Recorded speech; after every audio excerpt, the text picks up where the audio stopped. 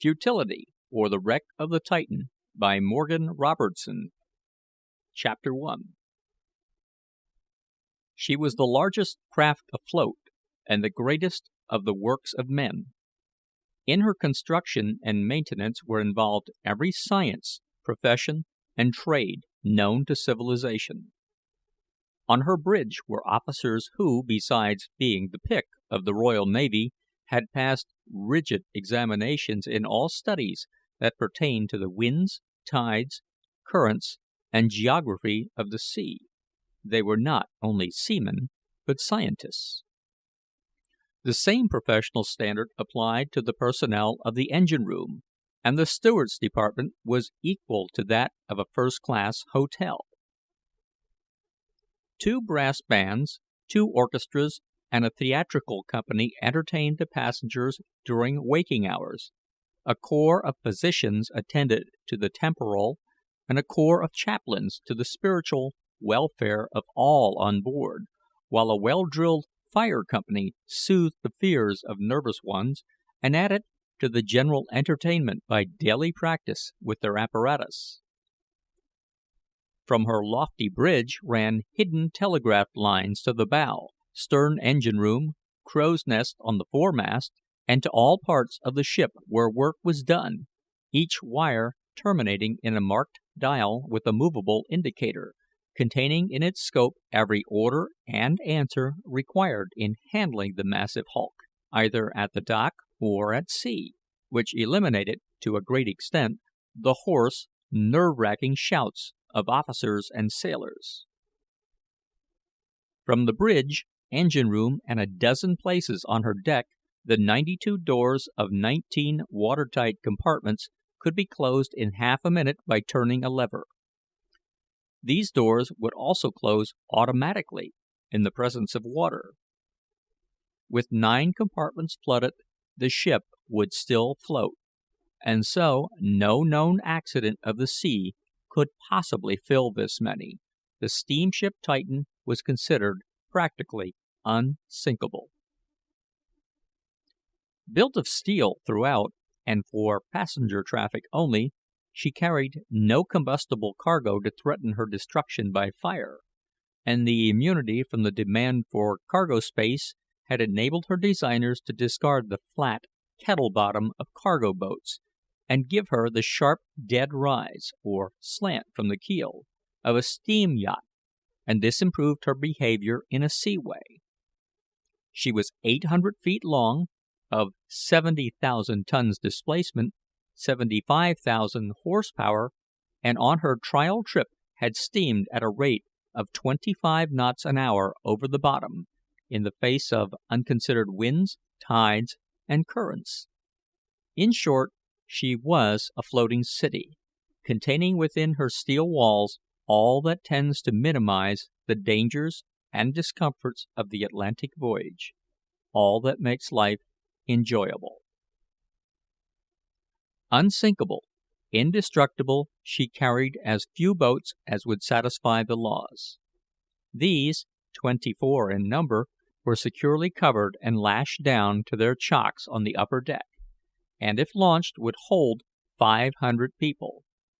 She carried no useless, cumbersome life rafts, but, because the law required it, each of the 3,000 berths in the passengers, officers, and crew's quarters contained a cork jacket, while about 20 circular life buoys were strewn along the rails. In view of her absolute superiority to other craft, a rule of navigation thoroughly believed in by some captains, but not yet openly followed, was announced by the steamship company to apply to the Titan. She would steam at full speed in fog, storm, and sunshine, and on the northern lane route, winter and summer, for the following good and substantial reasons. First, that if another craft should strike her, the force of the impact would be distributed over a larger area if the Titan had full headway, and the brunt of the damage would be borne by the other. Second, that if the Titan was the aggressor, she would certainly destroy the other craft, even at half speed, and perhaps damage her own bows, while at full speed she would cut her in two with no more damage to herself than a paintbrush could remedy. In either case, as the lesser of two evils, it was best that the smaller hull should suffer.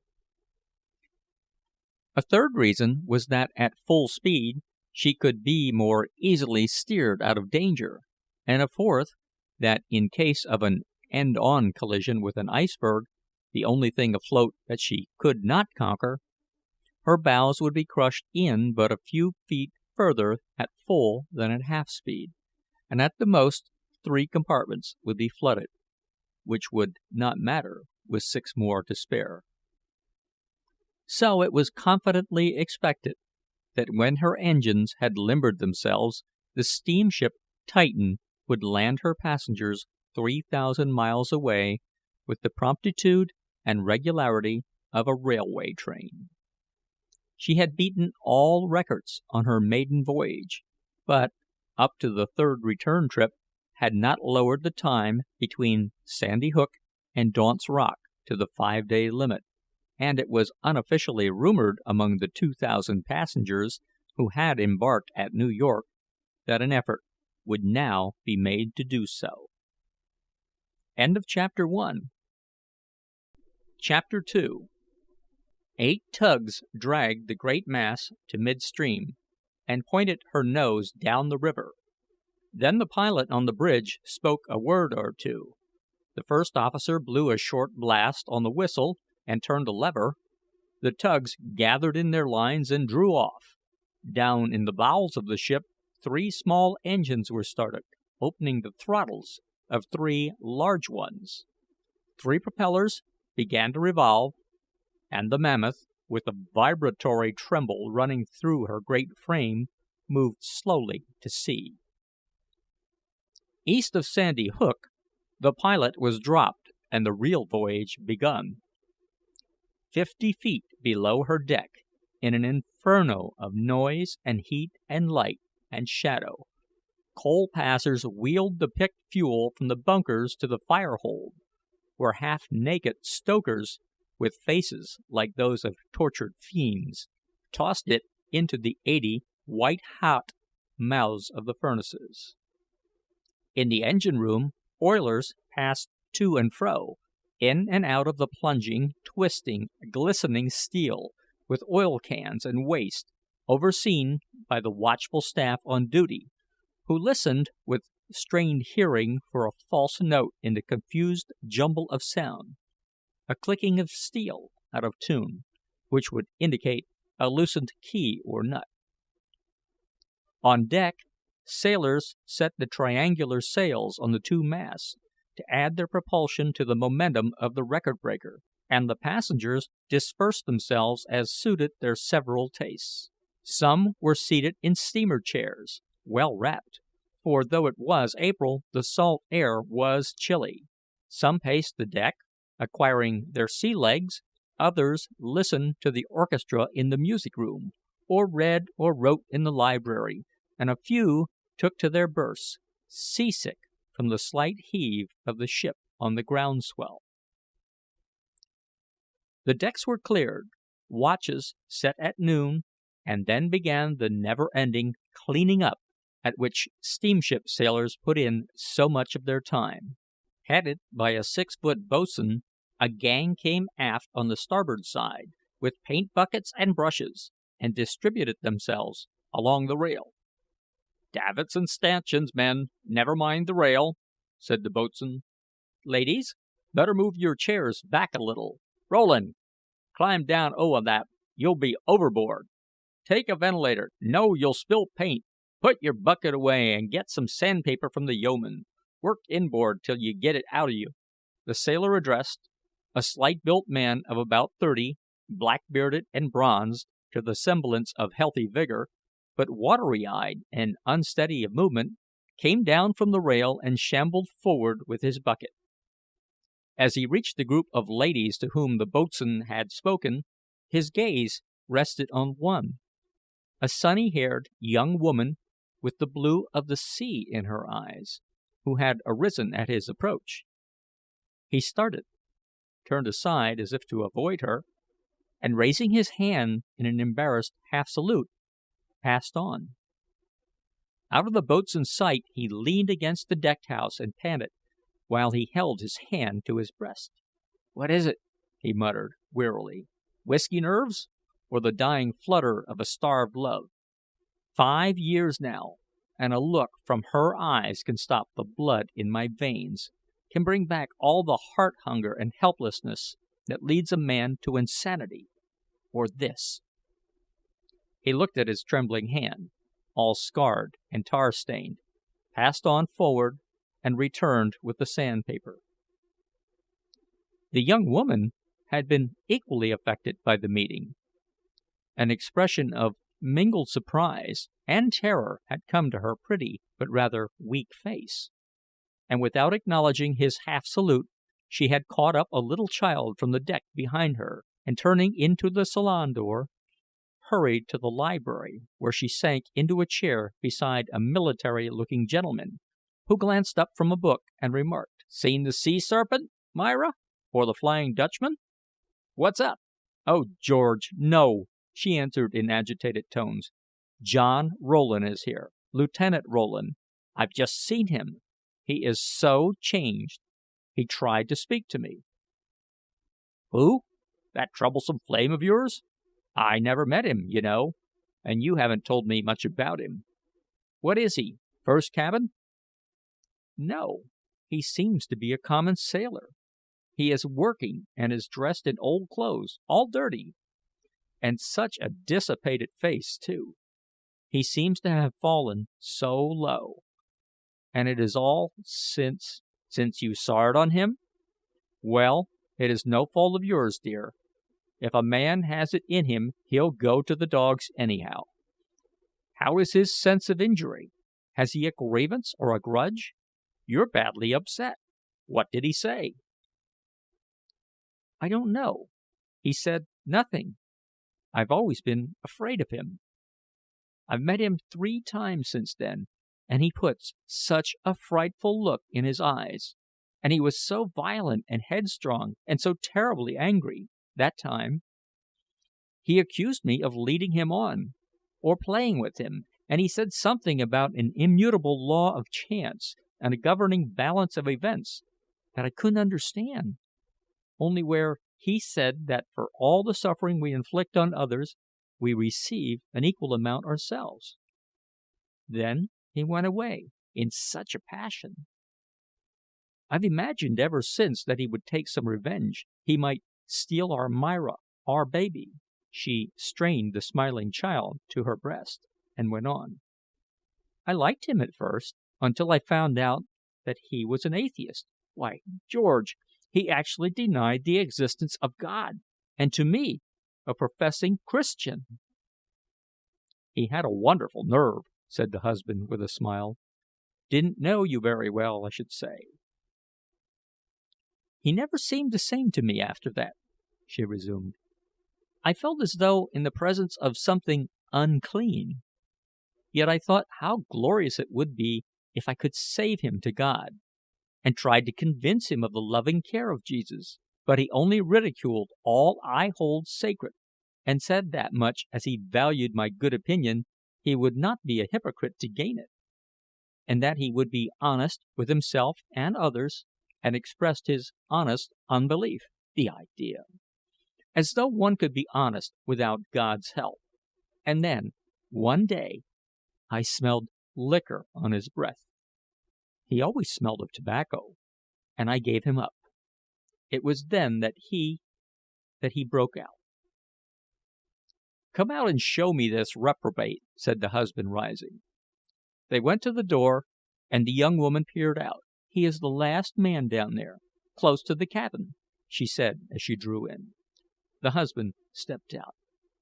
"What, that hangdog ruffian scouring the ventilator? So that's Rowland of the Navy, is it? Well, this is a tumble. Wasn't he broken for conduct unbecoming an officer? Got roaring drunk at the president's levee, didn't he? I think I read of it. I know he lost his position and was terribly disgraced," answered the wife. "Well, Myra, The poor devil is harmless now. We'll be across in a few days, and you needn't meet him on this broad deck. If he hasn't lost all sensibility, he's as embarrassed as you. Better stay in now. It's getting foggy." End of Chapter 2. Chapter 3. When the watch turned out at midnight, they found a vicious half gale blowing from the northeast, which, added to the speed of the steamship, made, so far as the effects of her deck went, a fairly uncomfortable whole gale of chilly wind. The head sea, choppy as compared with her great length, dealt the Titan successive blows, each one attended by supplementary tremors to the continuous vibrations of the engine, each one sending a cloud of thick spray aloft that reached the crow's nest on the foremast and battered the pilot house windows on the bridge in a liquid bombardment that would have broken ordinary glass. A fog bank into which the ship had plunged in the afternoon still enveloped her, damp and impenetrable, and into the gray, ever receding wall ahead, with 2 deck officers and 3 lookouts straining sight and hearing to the utmost, the great racer was charging with undiminished speed. At 12:15, 2 men crawled in from the darkness at the ends of the 80-foot bridge and shouted to the first officer, who had just taken the deck, the names of the men who had relieved them. Backing up to the pilot house, the officer repeated the names to a quartermaster within, who entered them in the log book. Then the men vanished to their coffee and watch below. In a few moments another dripping shape appeared on the bridge, and reported the crow's nest relief. "Rowland, you say?" bawled the officer above the howling of the wind. "Is he the man who was lifted aboard, drunk, yesterday?" "Yes, sir." "Is he still drunk?" "Yes, sir." "All right, that'll do. Enter Rowland in the crow's nest, quartermaster," said the officer. Then, making a funnel of his hands, he roared out, "Crow's nest, there?" "Sir," came the answer, shrill and clear on the gale. "Keep your eyes open. Keep a sharp lookout." "Very good, sir. Been a man o' war's man, I judge, by his answer." "They're no good," muttered the officer. He resumed his position at the forward side of the bridge, where the wooden railing afforded some shelter from the raw wind, and began the long vigil which would only end when the second officer relieved him, 4 hours later. Conversation, except in the line of duty, was forbidden among the bridge officers of the Titan, and his watchmate, the third officer, stood on the other side of the large bridge binnacle, only leaving this position occasionally to glance in at the compass, which seemed to be his sole duty at sea. Sheltered by one of the deck houses below, the boatswain and the watch paced back and forth, enjoying the only 2 hours' respite which steamship rules afforded, for the day's work had ended with the going down of the other watch, and at 2 o'clock the washing of the 'tween deck would begin as an opening task in the next day's labor. By the time one bell had sounded, with its repetition from the crow's nest, followed by a long drawn cry, "All's well," from the lookouts, the last of the 2,000 passengers had retired, leaving the spacious cabins and steerage in possession of the watchman, while sound asleep in his cabin abaft the chart room was the captain, the commander who never commanded, unless the ship was in danger, for the pilot had charge, making and leaving port, and the officers at sea. 2 bells were struck and answered, then 3, and the boatswain and his men were lighting up for a final smoke, when there rang out overhead a startling cry from the crow's nest. "Something ahead, sir. Can't make it out." The first officer sprang to the engine room telegraph and grasped a lever. "Sing out what you see," he roared. "Hard aport, sir. Ship on the starboard tack, dead ahead." came the cry. "Port your wheel hard over," repeated the first officer to the quartermaster at the helm, who answered and obeyed. Nothing as yet could be seen from the bridge. The powerful steering engine in the stern ground the rudder over, but before 3 degrees on the compass card were traversed by the lubber's point, a seeming thickening of the darkness and fog ahead resolved itself into the square sails of a deep laden ship crossing the Titan's bow, not half her length away. "Hell and damn!" growled the first officer. "Steady on your course, quartermaster!" he shouted. "Stand from under on deck!" He turned a lever which closed compartments, pushed a button marked "Captain's Room," and crouched down, awaiting the crash. There was hardly a crash. A slight jar shook the forward end of the Titan, and sliding down her fore topmast stay and rattling on deck came a shower of small spars, sails, blocks, and wire rope. Then, in the darkness to starboard and port, 2 darker shapes shot by, the 2 halves of the ship she had cut through, and from one of these shapes, where still burned a binnacle light, was heard, high above the confused murmur of shouts and shrieks, a sailorly voice. "May the curse of God light on you and your cheese knife, you brass-bound murderers!" The shapes were swallowed in the blackness astern. The cries were hushed by the clamor of the gale, and the steamship Titan swung back to her course. The first officer had not turned the lever of the engine room telegraph. The boatswain bounded up the steps of the bridge for instructions. "Put men at the hatches and doors. Send everyone who comes on deck to the chart room. Tell the watchman to notice what the passengers have learned, and clear away that wreck forward as soon as possible." The voice of the officer was hoarse and strained as he gave these directions, and the "Aye, aye, sir" of the boatswain was uttered in a gasp. Chapter 4. The crow's nest lookout, 60 feet above the deck, had seen every detail of the horror, from the moment when the upper sails of the doomed ship had appeared to him above the fog, to the time when the last tangle of wreckage was cut away by his watchmates below.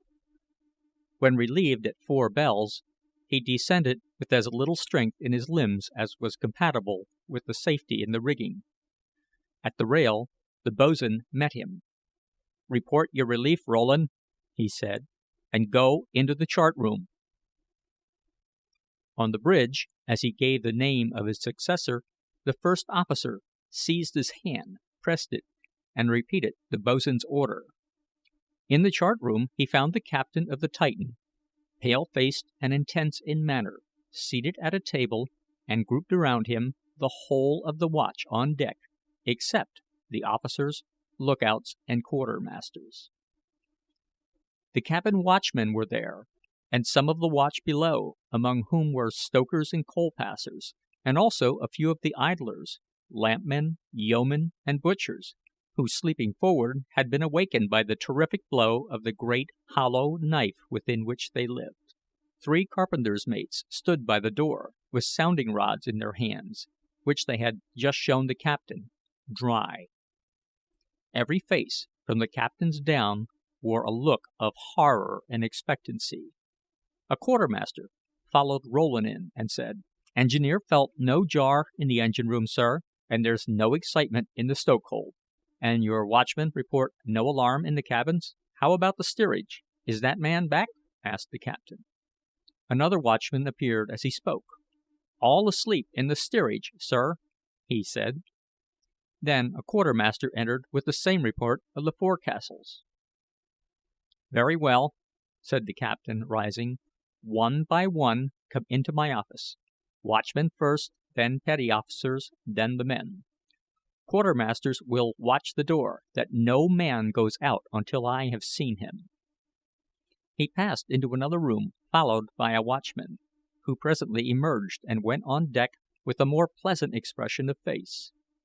Another entered and came out, then another and another, until every man but Rowland had been within the sacred precincts, all to wear the same pleased or satisfied look on reappearing. When Rowland entered, the captain, seated at a desk, motioned him to a chair, and asked his name. "John Rowland," he answered. The captain wrote it down. "I understand," he said, "that you were in the crow's nest when this unfortunate collision occurred." "Yes, sir, and I reported the ship as soon as I saw her." "You are not here to be censured. You are aware, of course, that nothing could be done, either to avert this terrible calamity or to save life afterward." "Nothing at a speed of 25 knots an hour in a thick fog, sir." The captain glanced sharply at Rowland and frowned. "We will not discuss the speed of the ship, my good man," he said, "or the rules of the company. You will find, when you are paid at Liverpool, a package addressed to you at the company's office containing £100 in bank notes. This you will receive for your silence in regard to this collision, the reporting of which would embarrass the company and help no one." "On the contrary, captain, I shall not receive it. On the contrary, sir, I shall speak of this wholesale murder at the first opportunity." The captain leaned back and stared at the debauched face, the trembling figure of the sailor, with which this defiant speech so little accorded. Under ordinary circumstances he would have sent him on deck to be dealt with by the officers, but this was not an ordinary circumstance. In the watery eyes was a look of shock and horror and honest indignation. The accents were those of an educated man, and the consequences hanging over himself and the company for which he worked, already complicated by and involved in his efforts to avoid them, which this man might precipitate, were so extreme that such questions as insolence and difference in rank were not to be thought of. He must meet and subdue this Tartar on common ground, as man to man. "Are you aware, Rowland," he asked, quietly, "that you will stand alone, that you will be discredited, lose your berth, and make enemies?" "I am aware of more than that," answered Rowland, excitedly. "I know of the power vested in you as captain. I know that you can order me into irons from this room for any offense you wish to imagine, and I know that an unwitnessed, uncorroborated entry in your official log concerning me would be evidence enough to bring me life imprisonment. But I also know something of admiralty law, that from my prison cell I can send you and your first officer to the gallows. You are mistaken in your conceptions of evidence. I could not cause your conviction by a logbook entry, nor could you, from a prison, injure me. What are you, may I ask? An ex-lawyer?" "A graduate of Annapolis, your equal in professional technique." "And you have interest at Washington?" "None whatever." "And what is your object in taking this stand, which can do you no possible good, though certainly not the harm you speak of?" "That I may do one good, strong act in my useless life; that I may help to arouse such a sentiment of anger in the two countries as will forever end this wanton destruction of life and property for the sake of speed; that will save the hundreds of fishing craft, and others, run down yearly to their owners and the crews to their families." Both men had risen, and the captain was pacing the floor as Rowland, with flashing eyes and clinched fists, delivered this declaration. "A result to be hoped for, Rowland," said the former, pausing before him, "but beyond your power or mine to accomplish. Is the amount I named large enough? Could you fill a position on my bridge?" "I can fill a higher, and your company is not rich enough to buy me." "You seem to be a man without ambition, but you must have wants." "Food, clothing, shelter, and whisky," said Rowland with a bitter, self-contemptuous laugh. The captain reached down a decanter and two glasses from a swinging tray, and said as he placed them before him, "Here is one of your wants. Fill up." Rowland's eyes glistened as he poured out a glassful, and the captain followed. "I will drink with you, Rowland," he said. "Here is to our better understanding." He tossed off the liquor; then Rowland, who had waited, said, "I prefer drinking alone, Captain," and drank the whisky at a gulp. The captain's face flushed at the affront, but he controlled himself. "Go on deck now, Rowland," he said. "I will talk with you again before we reach soundings.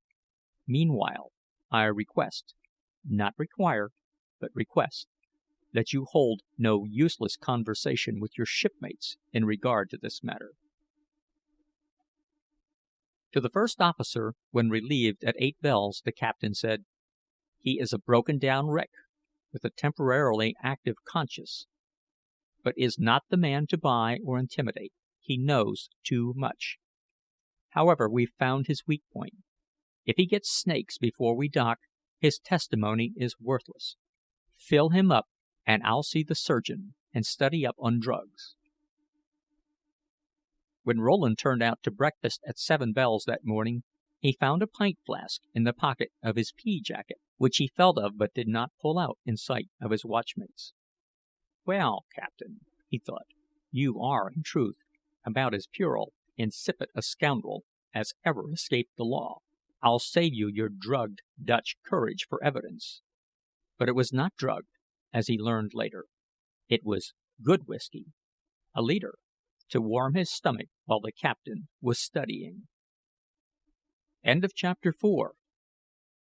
Chapter 5. An incident occurred that morning which drew Rowland's thoughts far from the happenings of the night. A few hours of bright sunshine had brought the passengers on deck like bees from a hive, and the two broad promenades resembled, in color and life, the streets of a city. The watch was busy at the inevitable scrubbing, and Rowland, with a swab and bucket, was cleaning the white paint on the starboard taffrail, screened from view by the after deck house, which shut off a narrow space at the stern. A little girl ran into the enclosure, laughing and screaming, and clung to his legs, while she jumped up and down in an overflow of spirits. "I run way," she said. "I run way for mamma." Drying his hands on his trousers, Rowland lifted the tot and said tenderly, "Well, little one, you must run back to mamma. You're in bad company." The innocent eyes smiled into his own, and then, a foolish proceeding which only bachelors are guilty of, he held her above the rail in jesting menace. "Shall I drop you over to the fishes, baby?" he asked, while his features softened to an unwonted smile. The child gave a little scream of fright, and at that instant a young woman appeared around the corner. She sprang toward Rowland like a tigress, snatched the child, stared at him for a moment with dilated eyes, and then disappeared, leaving him limp and nerveless, breathing hard. "It is her child," he groaned. "That was the mother look. She is married. He resumed his work, with the face as near the color of the paint he was scrubbing as the tanned skin of a sailor may become. 10 minutes later the captain, in his office, was listening to a complaint from a very excited man and woman. "And you say, Colonel," said the captain, "that this man Rowland is an old enemy?" "He is, or was once, a rejected admirer of Mrs. Selfridge. That is all I know of him, except that he has hinted at revenge. My wife is certain of what she saw, and I think the man should be confined." "Why, Captain," said the woman vehemently, as she hugged her child, "you should have seen him. He was just about to drop Myra over as I seized her, and he had such a frightful leer on his face, too. Oh, it was hideous! I shall not sleep another wink in this ship, I know." "I beg you will give yourself no uneasiness, madam," said the captain gravely. "I have already learned something of his antecedents, that he is a disgraced and broken down naval officer; but, as he has sailed 3 voyages with us, I have credited his willingness with us to work before the mast, to his craving for liquor, which he could not satisfy without money. However, as you think, he may be following you. Was he able to learn of your movements that you were to take passage in this ship?" "Why not?" exclaimed the husband. "He must know some of Mrs. Selfridge's friends." "Yes, yes," she said eagerly. "I have heard him spoken of several times." "Then it is clear," said the captain. "If you will agree, madam, to testify against him in the English courts, I will immediately put him in irons for attempted murder." "Oh, do, captain!" she exclaimed. "I cannot feel safe while he is at liberty. Of course I will testify." "Whatever you do, captain," said the husband savagely, "rest assured that I shall put a bullet through his head if he meddles with me or mine again. Then you can put me in irons." "I will see that he is attended to, colonel," replied the captain, as he bowed them out of his office. But as a murder charge is not always the best way to discredit a man, and as the captain did not believe that the man who had defied him would murder a child, and as the charge would be difficult to prove in any case, and would cause him much trouble and annoyance, he did not order the arrest of John Rowland, but merely directed that, for the time, he should be kept at work by day in the 'tween deck, out of sight of the passengers. Rowland, surprised at his sudden transfer from the disagreeable scrubbing to a soldier's job of painting life buoys in the warm 'tween deck, was shrewd enough to know that he was being closely watched by the boatswain that morning, but not shrewd enough to affect any symptoms of intoxication or drugging, which might have satisfied his anxious superiors and brought him more whisky. As a result of his brighter eyes and steadier voice, who was not a participant, had his pot of tea dashed from his hand before he had taken 3 swallows. He procured a fresh supply, and finished his supper; then, taking no part in his watchmate's open discussion of the fight and guarded discussion of collisions, rolled into his bunk and smoked until 8 bells, when he turned out with the rest. Chapter 6. "Rowland," said the big boatswain, as the watch mustered on deck, "take the starboard bridge lookout." "It is not my trick, boatswain," said Rowland in surprise. "Orders from the bridge. Get up there." Rowland grumbled, as many sailors may when aggrieved, and obeyed. The man he relieved reported his name and disappeared. The first officer sauntered down the bridge, uttered the official "Keep a good lookout," and returned to his post. Then the silence and loneliness of a night watch at sea, intensified by the never ceasing hum of the engines, and relieved only by the sounds of distant music and laughter from the theater, descended on the forward part of the ship. For the fresh westerly wind, coming with the Titan, made nearly a calm on her deck, and the dense fog, though overshone by a bright, star-specked sky, was so chilly that the last talkative passenger had fled to the light and life within. When 3 bells, 9:30, had sounded, and Rowland had given in his turn the required call, "All's well," the first officer left his post and approached him. "Rowland," he said as he drew near, "I hear you've walked the quarter deck." "I cannot imagine how you learned it, sir," replied Rowland. "I am not in the habit of referring to it." "You told the captain. I suppose the curriculum is as complete at Annapolis as at the Royal Naval College. What do you think of Maury's theories of currents?" "They seem plausible," said Rowland, unconsciously dropping the "sir," "but I think that in most particulars he has been proven wrong." "Yes, I think so myself. Did you ever follow up another idea of his, that of locating the position of ice in a fog by the rate of decrease in temperature as approached?" "Not to any definite result, but it seems to be only a matter of calculation and time to calculate. Cold is negative heat, and can be treated like radiant energy, decreasing as the square of the distance." The officer stood for a moment, looking ahead and humming a tune to himself. Then saying, "Yes, that's so," returned to his place. "Must have a cast iron stomach," he muttered as he peered into the binnacle, "or else the boatswain doused the wrong man's pot." Rowland glanced after the retreating officer with a cynical smile. "I wonder," he said to himself, "why he comes down here talking navigation to a foremast hand. Why am I up here, out of my turn? Is this something in line with that bottle?" He resumed the short pacing back and forth on the end of the bridge, and the rather gloomy train of thought which the officer had interrupted. How long, he mused, would his ambition and love of profession last him after he had met, and won, and lost the only woman on earth to him? Why is it that failure to hold the affections of one among the millions of women who live and love can outweigh every blessing in life, and turn a man's nature into a hell to consume him? Who did she marry?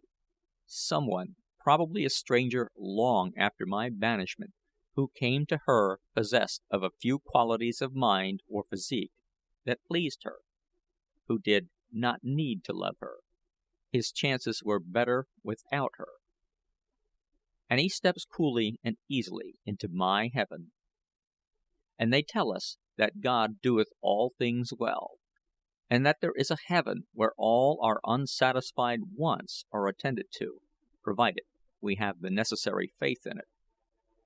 That means, if it means anything, that after a lifetime of unrecognized allegiance, during which I win nothing but her fear and contempt, I may be rewarded by the love and companionship of her soul.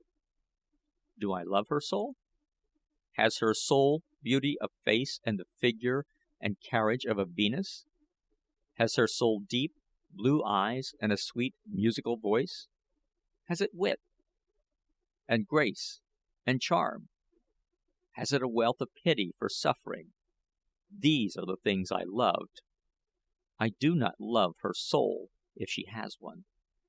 I do not want it. I want her. I need her.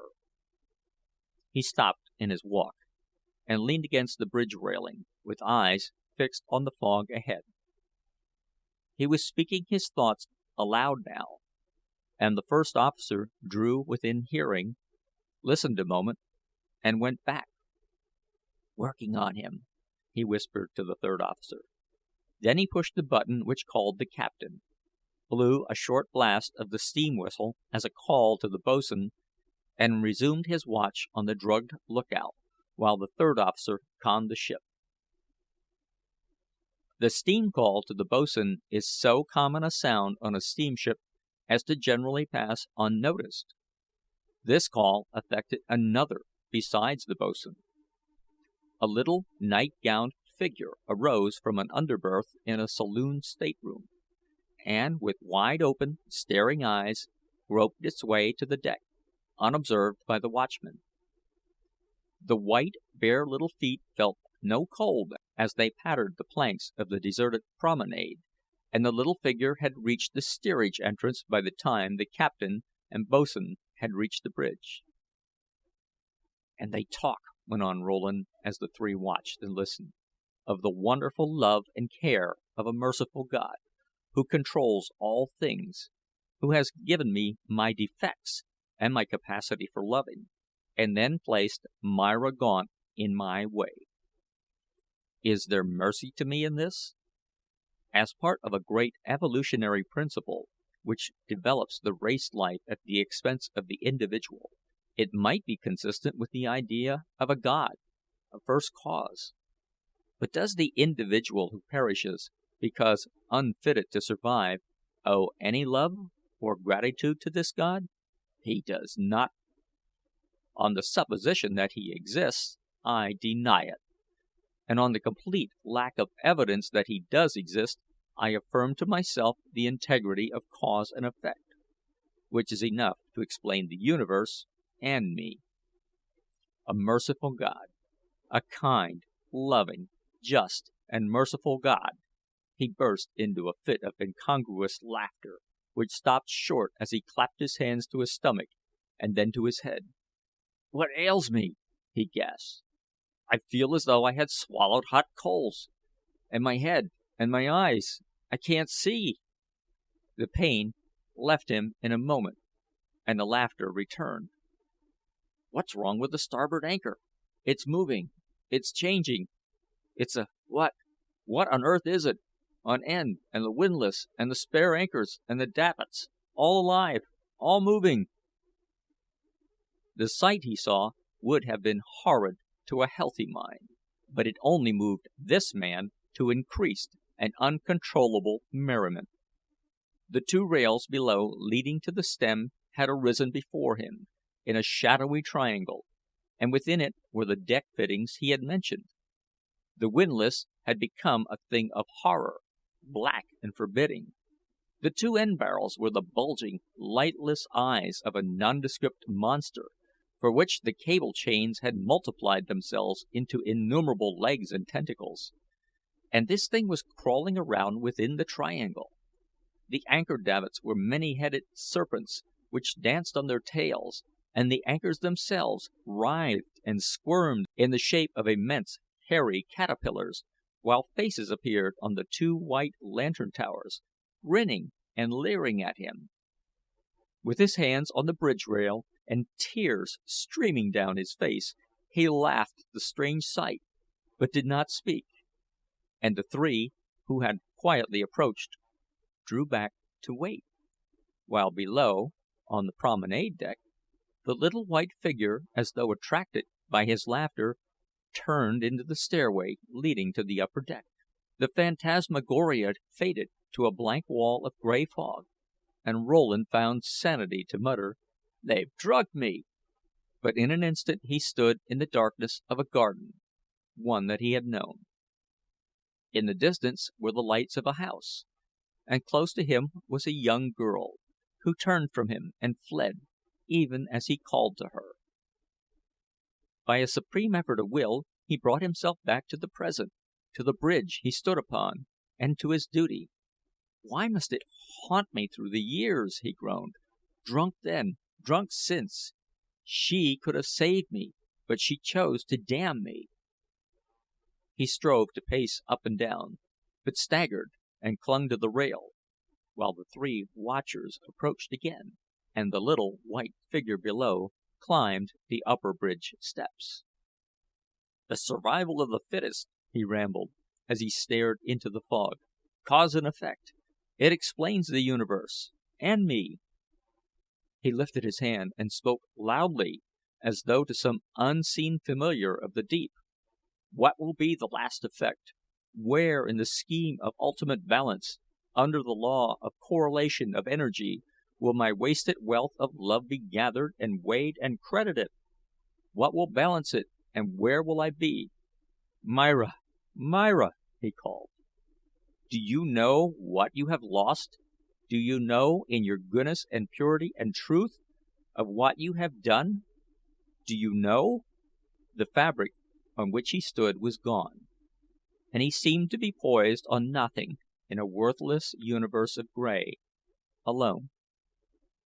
And in the vast, limitless emptiness there was no sound, or life, or change, and in his heart neither fear, nor wonder, nor emotion of any kind, save one, the unspeakable hunger of a love that had failed. Yet it seemed that he was not John Rowland, but some one or something else, for presently he saw himself far away, millions of billions of miles, as though on the outermost fringes of the void, and heard his own voice calling, faintly yet distinctly. Filled with the concentrated despair of his life came the call, "Myra, Myra!" There was an answering call, and looking for the second voice, he beheld her, the woman of his love, on the opposite edge of space, and her eyes held the tenderness, and her voice held the pleading that he had known but in dreams. "Come back," she called. "Come back to me." but it seemed that the two could not understand, for again he heard the despairing cry, "Myra, Myra, where are you?" and again the answer, "Come back, come." Then, in the far distance to the right appeared a faint point of flame, which grew larger. It was approaching, and he dispassionately viewed it, and when he looked again for the two, they were gone, and in their places were two clouds of nebula, which resolved into myriad points of sparkling light and color, whirling, encroaching, until they filled all space, and through them the larger light was coming, and growing larger, straight for him. He heard a rushing sound, and looking for it, saw in the opposite direction a formless object, as much darker than the gray of the void as the flame was brighter, and it too was growing larger and coming, and it seemed to him that this light and darkness were the good and evil of his life, and he watched to see which would reach him first, but felt no surprise or regret when he saw that the darkness was nearest. It came closer and closer until it brushed him on the side. "What have we here, Rowland?" said a voice. Instantly the whirling points were blotted out, the universe of gray changed to the fog, the flame of light to the moon rising above it, and the shapeless darkness to the form of the first officer. The little white figure, which had just darted past the three watchers, stood at his feet. As though warned by an inner subconsciousness of danger, it had come in its sleep, for safety and care, to its mother's old lover, the strong and the weak, the degraded and disgraced but exalted, the persecuted, drugged, and all but helpless John Rowland. With the readiness with which a man who dozes while standing will answer the question that wakens him, he said, though he stammered from the now waning effect of the drug, "Myra's child, sir. It's asleep." He picked up the night-gowned little girl, who screamed as she awakened, and folded his pea-jacket around the cold little body. "Who is Myra?" asked the officer in a bullying tone, in which were also chagrin and disappointment. "You've been asleep yourself." Before Rowland could reply, a shout from the crow's nest split the air. "Ice!" yelled the lookout. "Ice ahead! Iceberg right under the bows!" The first officer ran amidships, and the captain, who had remained there, sprang to the engine room telegraph, and this time the lever was turned. But in 5 seconds the bow of the Titan began to lift, and ahead and on either hand could be seen through the fog a field of ice, which arose in an incline to 100 feet high in her track. The music in the theater ceased, and among the babel of shouts and cries, and the deafening noise of steel scraping and crashing over ice, Rowland heard the agonized voice of a woman crying from the bridge steps, "Myra, Myra, where are you? Come back!" Chapter 7. 75,000 tons, dead weight, rushing through the fog at the rate of 50 feet a second, had hurled itself at an iceberg. Had the impact been received by a perpendicular wall, the elastic resistance of bending plates and frames would have overcome the momentum with no more damage to the passengers than a severe shaking up, and to the ship than the crushing in of her bows and the killing, to a man, of the watch below. She would have backed off, and slightly down by the head, finished the voyage at reduced speed, to rebuild on insurance money, and benefit largely in the end by the consequent advertising of her indestructibility.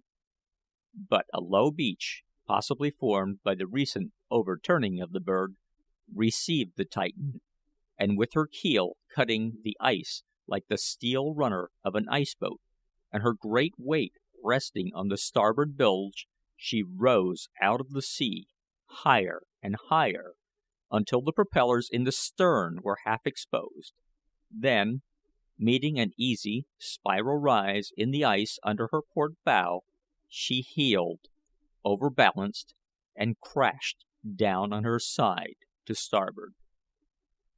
The holding bolts of 12 boilers and 3 triple expansion engines, unintended to hold such weights from a perpendicular flooring, snapped, and down through a maze of ladders, gratings, and fore and aft bulkheads came these giant masses of steel and iron, puncturing the sides of the ship, even where backed by solid resisting ice, and filling the engine and boiler rooms with scalding steam, which brought a quick though tortured death to each of the 100 men on duty in the engineers department. Amid the roar of escaping steam and the bee-like buzzing of nearly 3,000 human voices raised in agonized screams and callings from within the enclosing walls, and the whistling of air through hundreds of open deadlights as the water, entering the holes of the crushed and riven starboard side, expelled it, the Titan moved slowly backward and launched herself into the sea, where she floated, low on her side, a dying monster, groaning with her death wound.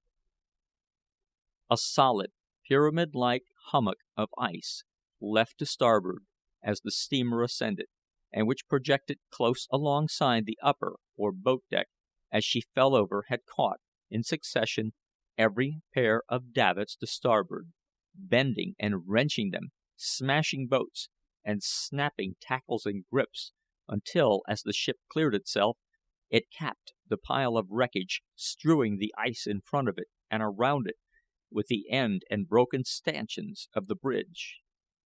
And in this shattered, box-like structure, dazed by the sweeping fall through an arc of 70-foot radius, crouched Rowland, bleeding from a cut in his head, and still holding to his breast the little girl, now too frightened to cry.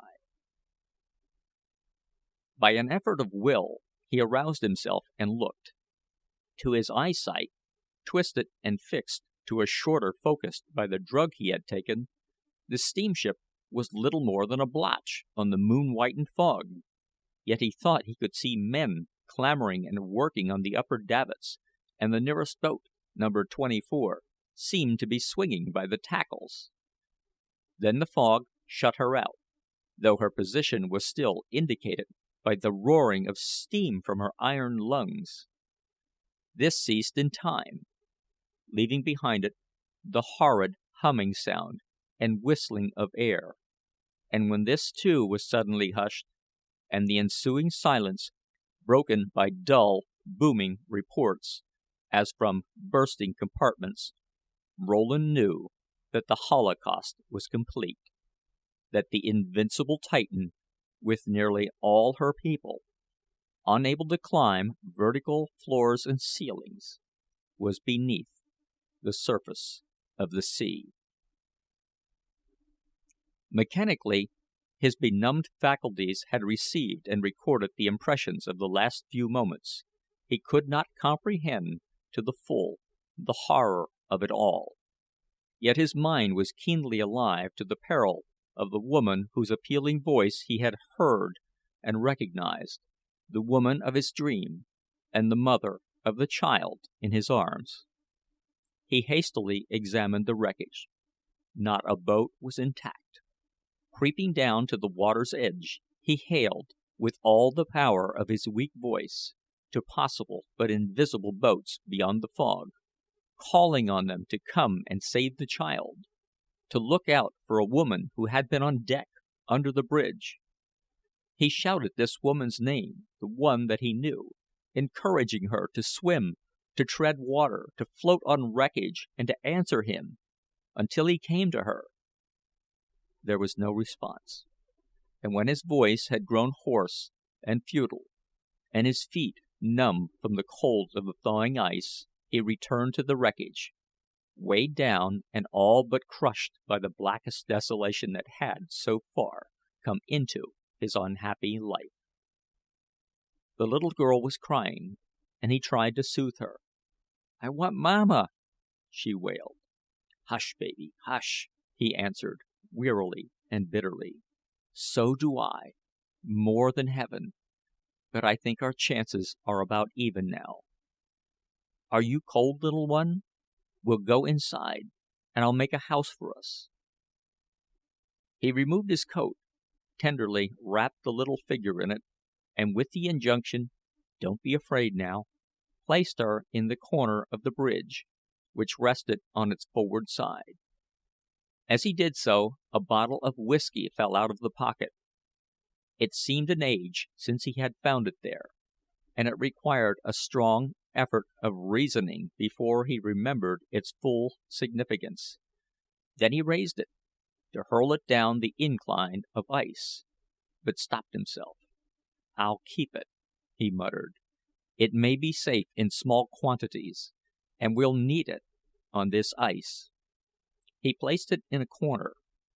Then, removing the canvas cover from one of the wrecked boats, he hung it over the open side and end of the bridge, crawled within, and donned his coat, a ready-made slop-chest garment designed for a larger man, and buttoning it around himself and the little girl, lay down on the hard woodwork. She was still crying, but soon, under the influence of the warmth of his body, ceased and went to sleep. Huddled in the corner, he gave himself up to the torrent of his thoughts. Two pictures alternately crowded his mind. One, that of the woman of his dream, entreating him to come back, which his memory clung to as an oracle. The other, of this woman, cold and lifeless, fathoms deep in the sea. He pondered on her chances. She was close to, or on the bridge steps, and boat number 24, which he was almost sure was being cleared away as he looked, would swing close to her as it descended. She could climb in and be saved, unless the swimmers from doors and hatches should swamp the boat. And in his agony of mind, he cursed these swimmers, preferring to see her, mentally, the only passenger in the boat, with the watch on deck to pull her to safety. The potent drug he had taken was still at work, and this, with the musical wash of the sea on the icy beach, and the muffled creaking and crackling beneath and around him, the voice of the iceberg, overcame him finally, and he slept, to awaken at daylight with limbs stiffened and numb, almost frozen. And all night as he slept, a boat with the number 24 on her bow, pulled by sturdy sailors and steered by brass-buttoned officers, was making for the southern lane, the highway of spring traffic. And crouched in the stern sheets of this boat was a moaning, praying woman, who cried and screamed at intervals for husband and baby, and would not be comforted, even when one of the brass-buttoned officers assured her that her child was safe in the care of John Rowland, a brave and trusty sailor, who was certainly in the other boat with it. He did not tell her, of course, that Rowland had hailed from the berg as she lay unconscious, and that, if he still had the child, it was with him there, deserted. End of chapter 7. Chapter 8. Rowland, with some misgivings, drank a small quantity of the liquor, and wrapping the still sleeping child in the coat, stepped out on the ice. The fog was gone, and a blue, sailless stream stretched out to the horizon. Behind him was ice, a mountain of it. He climbed the elevation, and looked at another stretch of vacant view from a precipice 100 feet high. To his left, the ice sloped to a steeper beach than the one behind him, and to the right, a pile of hummocks and taller peaks, interspersed with numerous canyons and caves, and glistening with waterfalls, shut out the horizon in this direction.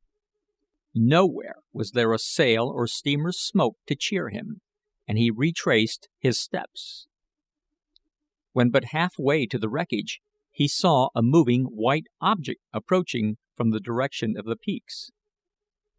His eyes were not yet in good condition, and after an uncertain scrutiny he started at a run, for he saw that the mysterious white object was nearer the bridge than himself, and rapidly lessening the distance.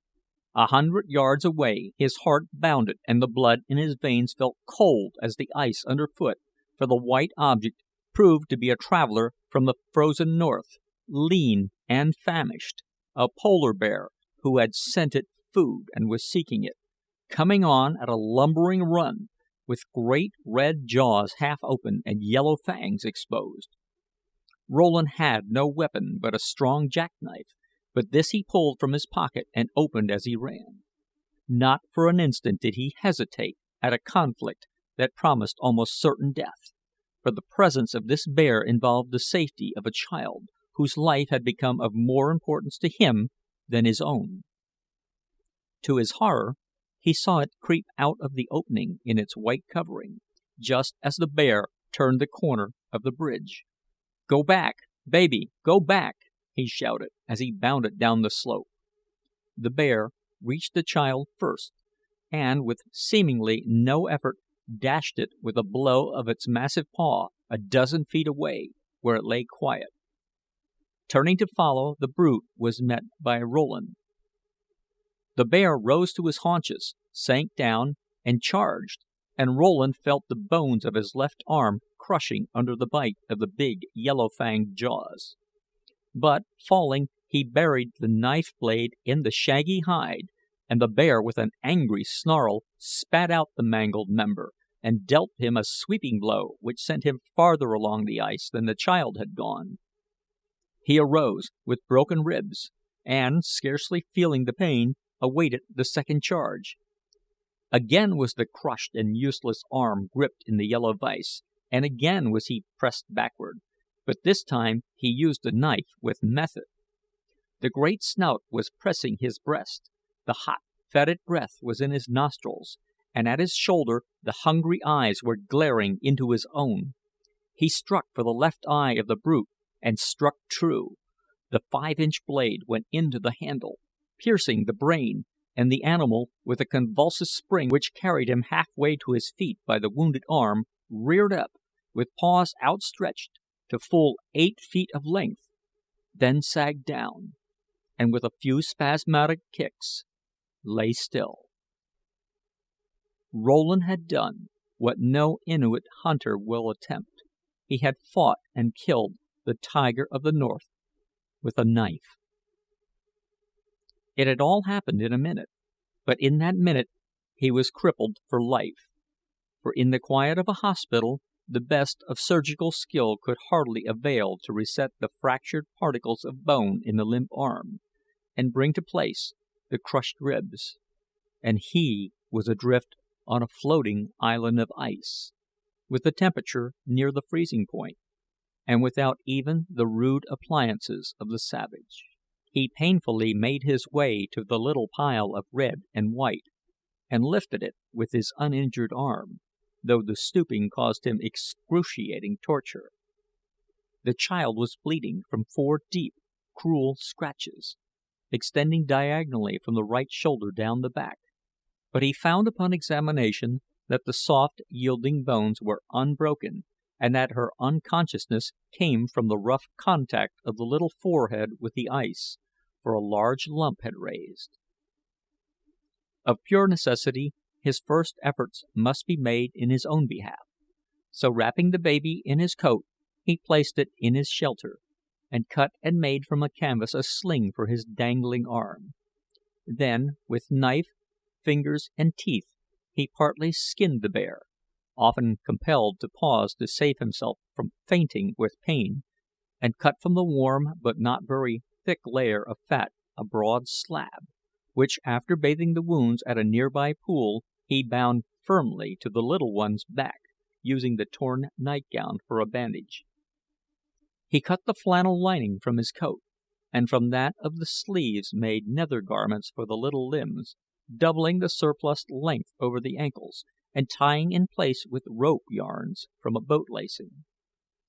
The body lining he wrapped around her waist, enclosing the arms, and around the whole he paused turn upon turn of canvas and strips, marling the dummy, like bundle with yarns, much as a sailor secures chafing gear to the doubled parts of a hawser, a process, when complete, that would have aroused the indignation of any mother who saw it. But he was only a man, and suffering mental and physical anguish. By the time he had finished, the child had recovered consciousness, and was protesting its misery in a feeble, wailing cry. But he dared not stop, to become stiffened with cold and pain. There was plenty of fresh water from melting ice scattered in pools. The bear would furnish food, but they needed fire to cook this food, keep them warm, and the dangerous inflammation from their hurts, and to raise a smoke to be seen by passing craft. He recklessly drank from the bottle, needing the stimulant, and reasoning, perhaps rightly, that no ordinary drug could affect him in his present condition. Then he examined the wreckage, most of it good kindling wood. Partly above, partly below the pile, was a steel lifeboat, decked over airtight ends, now doubled to more than a right angle and resting on its side. With canvas hung over one half and a small fire in the other, it promised, by its conducting property, a warmer and better shelter than the bridge. A sailor without matches is an anomaly. He whittled shavings, kindled the fire, hung the canvas, and brought the child, who begged piteously for a drink of water. He found a tin can, possibly left in a leaky boat before its final hoist to the davits, and gave her a drink, to which he had added a few drops of the whisky. Then he thought of breakfast. Cutting a steak from the hindquarters of the bear, he toasted it on the end of a splinter, and found it sweet and satisfying. But when he attempted to feed the child, he understood the necessity of freeing its arms, which he did, sacrificing his left shirt sleeve to cover them. The change and the food stopped its crying for a while, and Rowland lay down with it in the warm boat. Before the day had passed, the whisky was gone, and he was delirious with fever, while the child was but little better. Chapter 9. With lucid intervals, during which he replenished or rebuilt the fire, cooked the bear meat, and fed and dressed the wounds of the child, this delirium lasted 3 days. His suffering was intense. His arm, the seat of throbbing pain, had swollen to twice the natural size, while his side prevented him from taking a full breath voluntarily. He had paid no attention to his own hurts, and it was either the vigor of a constitution that years of dissipation had not impaired, or some anti-febrile property of bear meat, or the absence of the exciting whisky that won the battle. He rekindled the fire with his last match on the evening of the 3rd day, and looked around the darkening horizon, sane, but feeble in body and mind. If a sail had appeared in the interim, he had not seen it, nor was there one in sight now. Too weak to climb the slope, he returned to the boat where the child, exhausted from fruitless crying, was now sleeping. His unskilful and rather heroic manner of wrapping it up to protect it from cold had, no doubt, contributed largely to the closing of its wounds by forcibly keeping it still, though it must have added to its present sufferings. He looked for a moment on the wan, tear-stained little face, with its fringe of tangled curls peeping above the wrappings of the canvas, and stooping painfully low, kissed it softly. But the kiss awakened it, and it cried for its mother. He could not soothe it, nor could he try, and with a formless, wordless curse against destiny, welling up from his heart, he left it and sat down on the wreckage at some distance away. "We'll very likely get well," he mused gloomily, "unless I let the fire go out. What then? We can't last longer than the berg, and not much longer than the bear. We must be out of the tracks. We were about 900 miles out when we struck, and the current sticks to the fog belt here, and west-southwest, but that's the surface water. These deep fellows have currents of their own. There's no fog. We must be to the southward of the belt, between the lanes. They'll run their boats in the other lane after this, I think, the money-grabbing wretches. Curse them if they've drowned her. Curse them with their watertight compartments and their logging of the lookouts. 24 boats for 3,000 people, lashed down with tarred grip lashings, 30 men to clear them away, and not an axe on the boat deck or a sheath knife on a man. Could she have got away? If they got that boat down, they might have taken her in from the steps, and the mate knew I had her child. He would tell her. Her name must be Myra, too. It was her voice I heard in that dream. That was hashish. What did they drug me for? But the whiskey was all right. It's all done with now, unless I get ashore. But will I? The moon rose above the castellated structure to the left, flooding the icy beach with ashen gray light, sparkling in 1,000 points from the cascades, streams, and rippling pools, throwing into blackest shadow the gullies and hollows, and bringing to his mind, in spite of the weird beauty of the scene, a crushing sense of loneliness, of littleness, as though the vast pile of inorganic desolation which held him was of far greater importance than himself, and all the hopes, plans, and fears of his lifetime. The child had cried itself to sleep again, and he paced up and down the ice. "Up there," he said moodily, looking into the sky, where a few stars shone faintly in the flood from the moon, "up there, somewhere, they don't know just where, but somewhere up above is the Christian's heaven. Up there is their good God, who has placed Myra's child here. Their good God, whom they borrowed from the savage, bloodthirsty race that invented him. And down below us, somewhere again, is their hell and their bad God, whom they invented themselves. And they give us our choice, heaven or hell. It is not so, not so. The great mystery is not solved. The human heart is not helped in this way. No good, merciful God created this world or its conditions. Whatever may be the nature of the causes at work beyond our mental vision, one fact is indubitably proven, that the qualities of mercy, goodness, justice play no part in the governing scheme. And yet, they say the core of all religions on earth is the belief in this. Is it? Or is it the cowardly human fear of the unknown that impels the savage mother to throw her babe to a crocodile, that impels the civilized man to endow churches, that has kept in existence from the beginning of a class of soothsayers, medicine men, priests, and clergymen, all living on the hopes and fears excited by themselves? And people pray, millions of them, and claim they are answered. Are they? Was ever supplication sent into that sky by troubled humanity answered, or even heard? Who knows? They pray for rain and sunshine, and both come in time. They pray for health and success, and both are but natural in the marching of events. This is not evidence, but they say that they know, by spiritual uplifting, that they are heard and comforted and answered at the moment. Is this not a physiological experiment? Would they not feel equally tranquil if they repeated the multiplication table or boxed the compass? Millions have believed this, that prayers are answered, and these millions have prayed to different gods.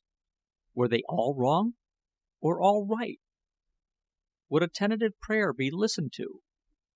Admitting that the Bibles and Korans and Vedas are misleading and unreliable, may there be an unseen, unknown being who knows my heart, who is watching me now? If so, this being gave me my reason, which doubts him, and on him is the responsibility. And would this being, if he exists, overlook a defect for which I am not to blame, and listen to a prayer from me based on the mere chance that I might be mistaken? Can an unbeliever, in the full strength of his reasoning powers, come to such trouble that he can no longer stand alone, but must cry for help to an imagined power? Can such time come to a sane man? To me? He looked at the dark line of vacant horizon. It was 7 miles away. New York was 900. The moon in the east over 200,000, and the stars above any number of billions. He was alone, with a sleeping child, a dead bear, and the unknown. He walked softly to the boat and looked at the little one for a moment. Then, raising his head, he whispered, "For you, Myra." Sinking to his knees, the atheist lifted his eyes to the heavens, and with his feeble voice, and the fervor born of helplessness, prayed to the God that he denied. He begged for the life of the waif in his care, for the safety of the mother, so needful to the little one, and for courage and strength to do his part and bring them together. But beyond the appeal for help in the service of others, not one word or expressed thought of his prayer included himself as a beneficiary. So much for pride. As he rose to his feet, the flying jib of a bark appeared around the corner of ice to the right of the beach, and a moment later the whole moonlit fabric came into view, wafted along by the faint westerly air, not half a mile away. He sprang to the fire, forgetting his pain, and throwing on wood, made a blaze. He hailed in a frenzy of excitement, "Bark ahoy! Bark ahoy! Take us off!" And a deep-toned answer came across the water. "Wake up, Myra!" he cried as he lifted the child. "Wake up! We're going away!" "We goin' to mamma?" she asked, with no symptoms of crying. "Yes, we're going to mamma, now, that is," he added to himself, "if that clause in the prayer is considered." 15 minutes later, as he watched the approach of a white quarter boat, he muttered, "That bark was there, half a mile back in this wind, before I thought of praying. Is that prayer answered? Is she safe?" End of chapter 9. Chapter 10. On the first floor of the London Royal Exchange is a large apartment studded with desks, around and between which surges a hurrying, shouting crowd of brokers, clerks, and messengers. Fringing this apartment are doors and hallways leading to adjacent rooms and offices, and scattered through it are bulletin boards, on which are daily written in duplicate the marine casualties of the world. At one end is a raised platform, sacred to the presence of an important functionary. In the technical language of the city, the apartment is known as the room, and the functionary as the caller, whose business it is to call out in a mighty sing-song voice the names of members wanted at the door, and the bare particulars of bulletin news prior to its being chalked out for reading.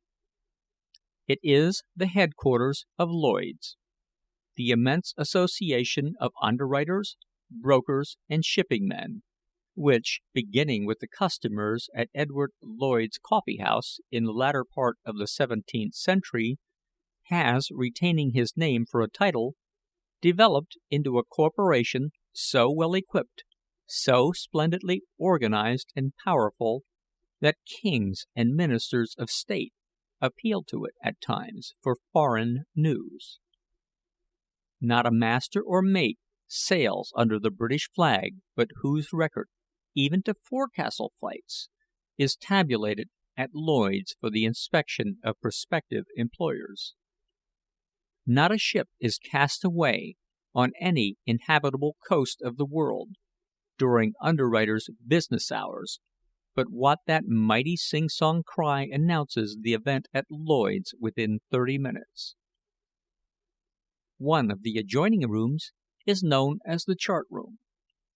Here can be found, in perfect order and sequence, each on its roller, the newest charts of all nations, with a library of nautical literature describing to the last detail the harbors, lights, rocks, shoals, and sailing directions of every coastline shown on the charts, the tracks of latest storms, the changes of ocean currents, and the whereabouts of derelicts and icebergs. A member at Lloyd's acquires in time a theoretical knowledge of the sea seldom exceeded by the men who navigate it. Another apartment, the captain's room, is given over to joy and refreshment, and still another, the antithesis of the last, is the intelligence office, where anxious ones inquire for and are told the latest news of this or that overdue ship. On the day when the assembled throng of underwriters and brokers had been thrown into an uproarious panic by the crier's announcement that the great Titan was destroyed, and the papers of Europe and America were issuing extras giving the meager details of the arrival at New York of one boatload of her people, this office had been crowded with weeping women and worrying men, who would ask, and remain to ask again, for more news. And when it came, a later cablegram, giving the story of the wreck, and the names of the captain, first officer, boatswain, 7 sailors, and 1 lady passenger as those of the saved, a feeble old gentleman had raised his voice in a quavering scream high above the sobbing of women, and said, "My daughter-in-law is safe, but where is my son? Where is my son and my grandchild?" Then he hurried away, but was back again the next day, and the next. And when, on the 10th day of waiting and watching, he learned of another boatload of sailors and children arrived at Gibraltar, he shook his head slowly, muttering, "George, George," and left the room. That night, after telegraphing the consul at Gibraltar of his coming, he crossed the Channel. In the first tumultuous riot of inquiry, when underwriters had climbed over desks and each other to hear again of the wreck of the Titan, one, the noisiest of all, a corpulent, hook-nosed man with flashing black eyes, had broken away from the crowd and made his way to the captain's room, where, after a draught of brandy, he had seated himself heavily, with a groan that came from his soul. "Father Abraham," he muttered, "this will ruin me." Others came in, some to drink, some to condole, all to talk. "Hard hit, Meyer?" asked one. 10,000, he answered gloomily. "Serve you right," said another unkindly. "Have more baskets for your eggs. Knew you'd bring up." Though Meyer's eyes sparkled at this, he said nothing, but drank himself stupid, and was assisted home by one of his clerks. From this on, neglecting his business, excepting to occasionally visit the bulletins, he spent his time in the captain's room, drinking heavily, and bemoaning his luck. On the 10th day he read with watery eyes, posted on the bulletin below, the news of the arrival at Gibraltar of the second boatload of people, the following: "Life buoy of Royal Age, London, picked up among wreckage in latitude 4520, north longitude 5431, West Ship Arctic, Boston, Captain Brant. "Oh, my good God!" he howled as he rushed toward the captain's room. "Poor devil, poor damned fool of an Israelite," said one observer to another. "He covered the whole of the Royal Age, and the biggest chunk of the Titan. It'll take his wife's diamonds to settle." 3 weeks later, Mr. Meyer was aroused from a brooding lethargy by a crowd of shouting underwriters, who rushed into the captain's room, seized him by the shoulders, and hurried him out and up to a bulletin. "Read it, Meyer, read it. What do you think of it?" With some difficulty he read aloud, while they watched his face. "John Rowland, sailor of the Titan, with child passenger, name unknown, on board Peerless, Bath, at Kristiansand, Norway. Both dangerously ill. Rowland speaks of ship cut in half night before loss of Titan." "What do you make of it, Meyer? Royal Age, isn't it?" "Yes," vociferated another. "I've figured back. Only ship not reported lately. Overdue 2 months. Was spoken same day 50 miles east of that iceberg." "Sure thing," said others. "Nothing said about it in the captain's statement. Looks queer." "Vell, vot of it?" said Mr. Meyer, painfully and stupidly. "Der is a collision clause in der Titan's policy. I merely pay the money to der steamship company instead of der Royal Age people." "But why did the captain conceal it?" they shouted at him. "What's his object? Assured against collision suits?" "Der looks of it, perhaps, looks bad." "Nonsense, Meyer. What's the matter with you?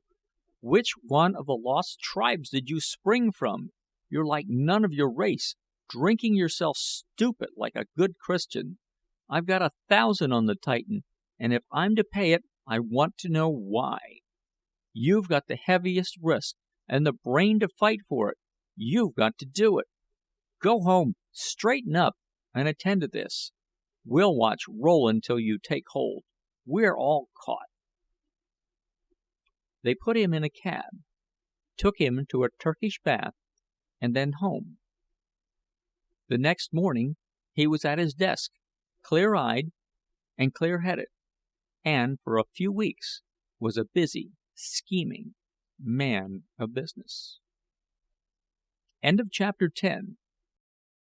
Chapter 11.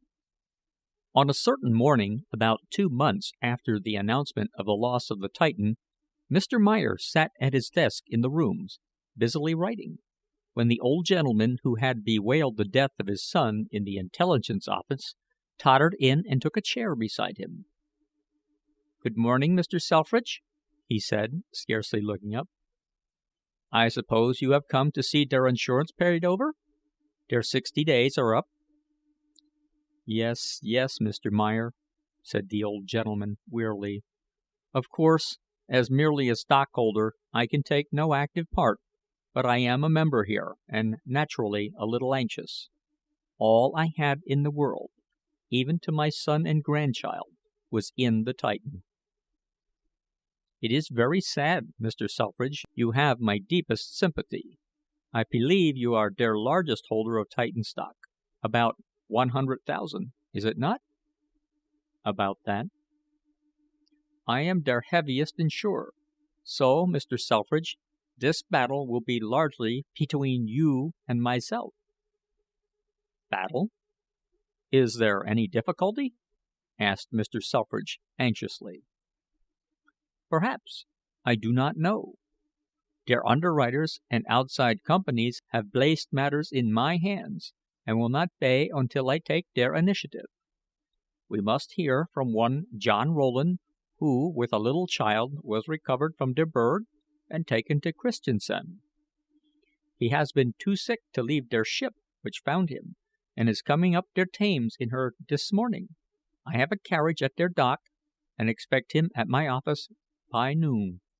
There is where we will transact this little business, not here." "A child saved?" queried the old gentleman. "Dear me! It may be little Myra. She was not at Gibraltar with the others.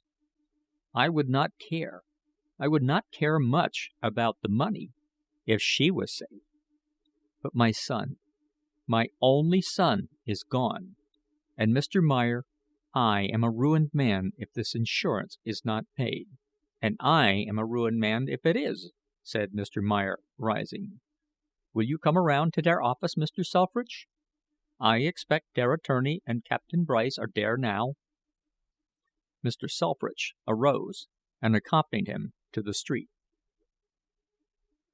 A rather meagerly furnished private office in Threadneedle Street, partitioned off from a larger one bearing Mr. Meyer's name in the window, received the two men, one of whom, in the interests of good business, was soon to be impoverished. They had not waited a minute before Captain Bryce and Mr. Austen were announced and ushered in.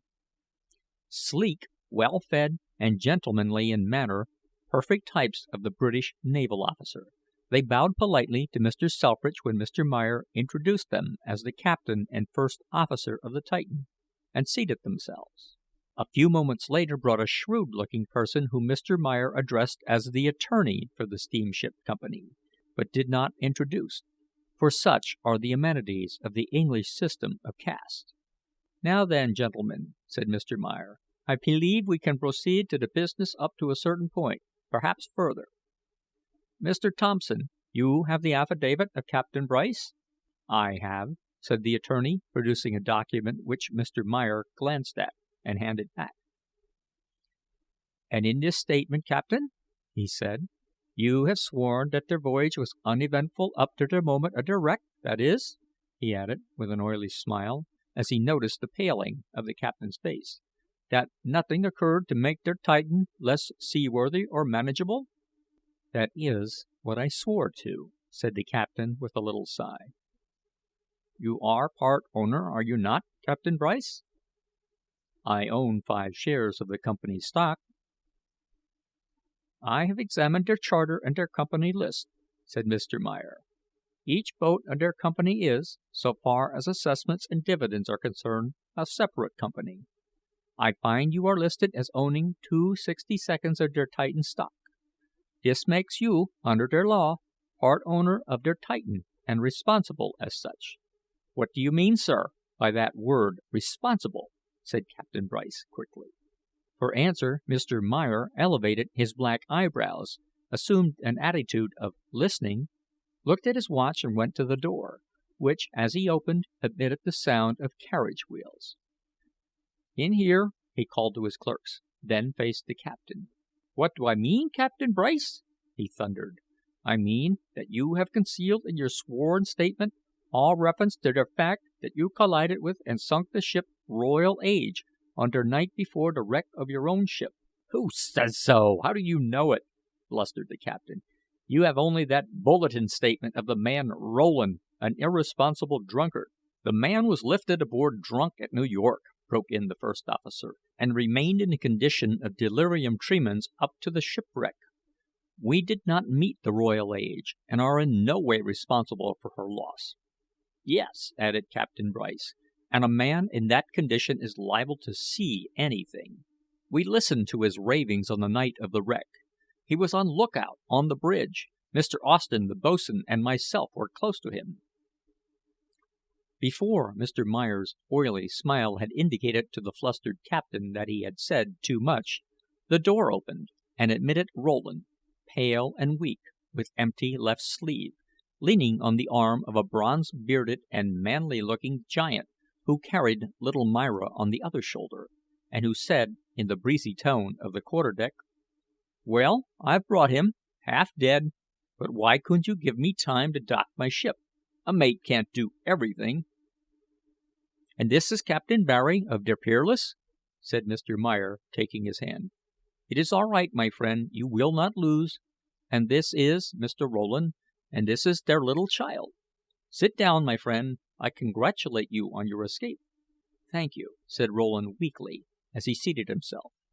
"They cut my arm off at Christiansand, and I still live. That is my escape." Captain Bryce and Mr. Austen, pale and motionless, stared hard at this man, in whose emaciated face, refined by suffering to the almost spiritual softness of age, they hardly recognized the features of the troublesome sailor of the Titan. His clothing, though clean, was ragged and patched. Mr. Selfridge had arisen, and was also staring, not at Rowland, but at the child, who, seated in the lap of the big Captain Barry, was looking around with wondering eyes. Her costume was unique, a dress of bagging stuff, put together, as were her canvas shoes and hat, with sail twine in sailmaker's stitches, 3 to the inch, covered skirts, and underclothing made from old flannel shirts. It represented many an hour's work of the watch below, lovingly bestowed by the crew of the Peerless, for the crippled Rowland could not sew. Mr. Selfridge approached, scanned the pretty features closely, and asked, "What is her name?" "Her first name is Myra," answered Rowland. "She remembers that, but I have not learned her last name, though I knew her mother years ago, before her marriage." "Myra, Myra," repeated the old gentleman. "Do you know me? Don't you know me?" He trembled visibly as he stooped and kissed her. The little forehead puckered and wrinkled as the child struggled with memory. Then it cleared, and the whole face sweetened to a smile. "Grandpa!" she said. "Oh, God, I thank Thee!" murmured Mr. Selfridge, taking her in his arms. "I have lost my son, but I have found his child, my granddaughter." "But, sir," asked Rowland, eagerly, "you this child's grandfather? Your son is lost, you say? Was he on board the Titan? And the mother, was she saved? Or is she, too?" He stopped, unable to continue. "The mother is safe in New York, but the father, my son, has not yet been heard from," said the old man mournfully.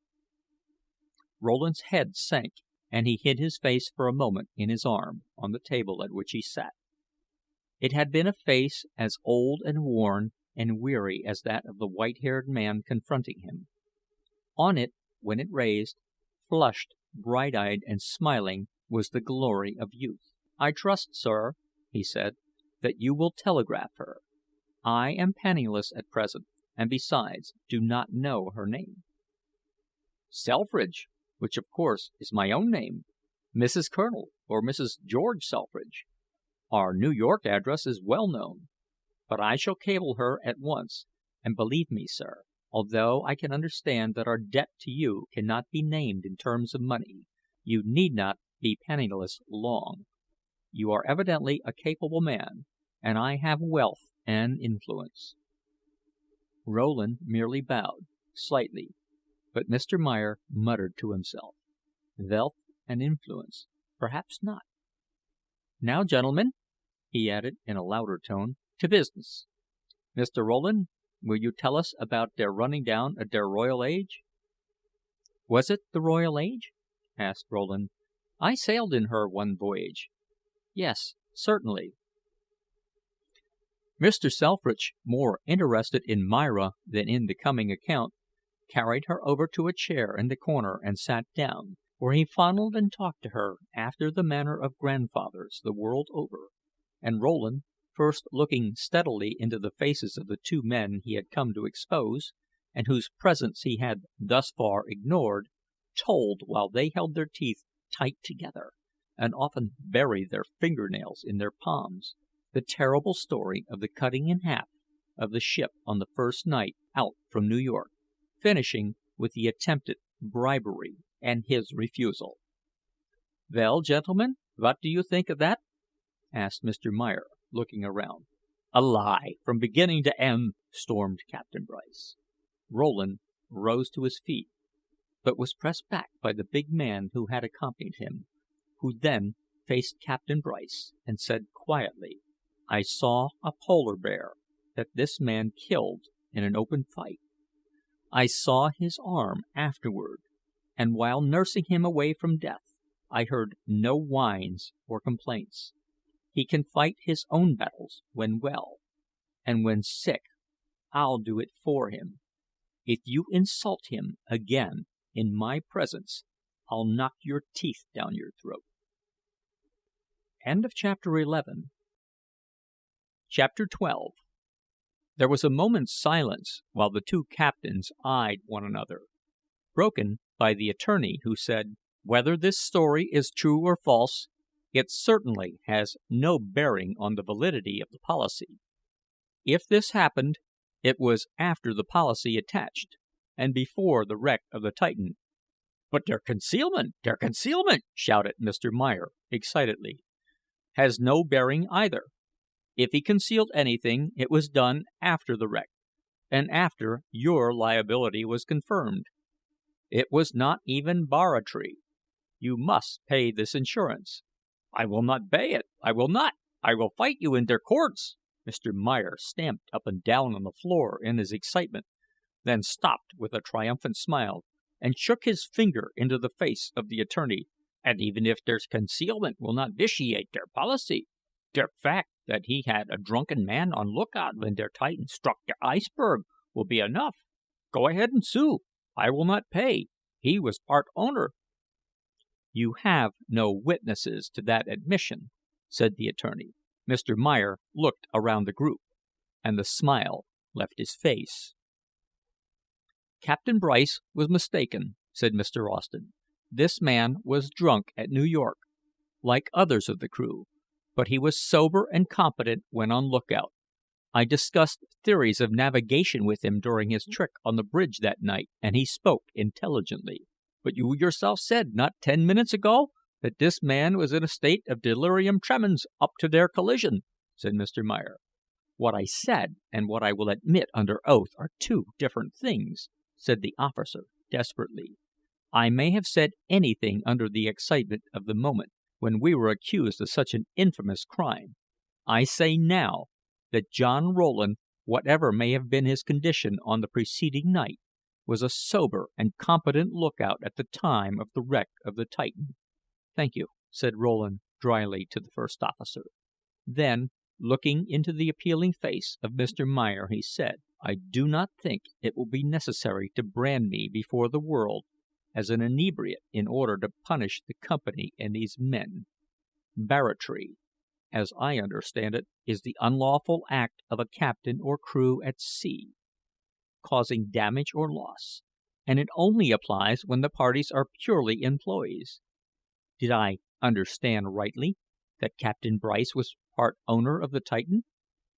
"Yes," said Mr. Meyer. "He owns stock, and we insure against barratry, but this man as part owner could not fall back on it." "And an unlawful act," went on Rowland, "perpetuated by a captain who is part owner, which might cause shipwreck, and during the penetration of which shipwreck really occurs, will be sufficient to void the policy." "Certainly," said Mr. Meyer, eagerly. "You were drunk on der lookout. You were raving drunk, as he said himself. You will swear to this, will you not, my friend? It is bad faith with der underwriters. It annuls der insurance. You admit this, Mr. Thompson, do you not?" "That is law," said the attorney, coldly. "Was Mr. Austen a part owner, also?" asked Rowland, ignoring Mr. Meyer's view of the case. "One share, is it not, Mr. Austen?" asked Mr. Meyer, while he rubbed his hands and smiled. Mr. Austen made no sign of denial, and Rowland continued: "Then, for drugging a sailor into a stupor, and having him on lookout out of his turn while in that condition, and at the moment when the Titan struck the iceberg, Captain Bryce and Mr. Austen have, as part owners, committed an act which nullifies the insurance on that ship." "You infernal, lying scoundrel!" roared Captain Bryce. He strode toward Rowland with threatening face.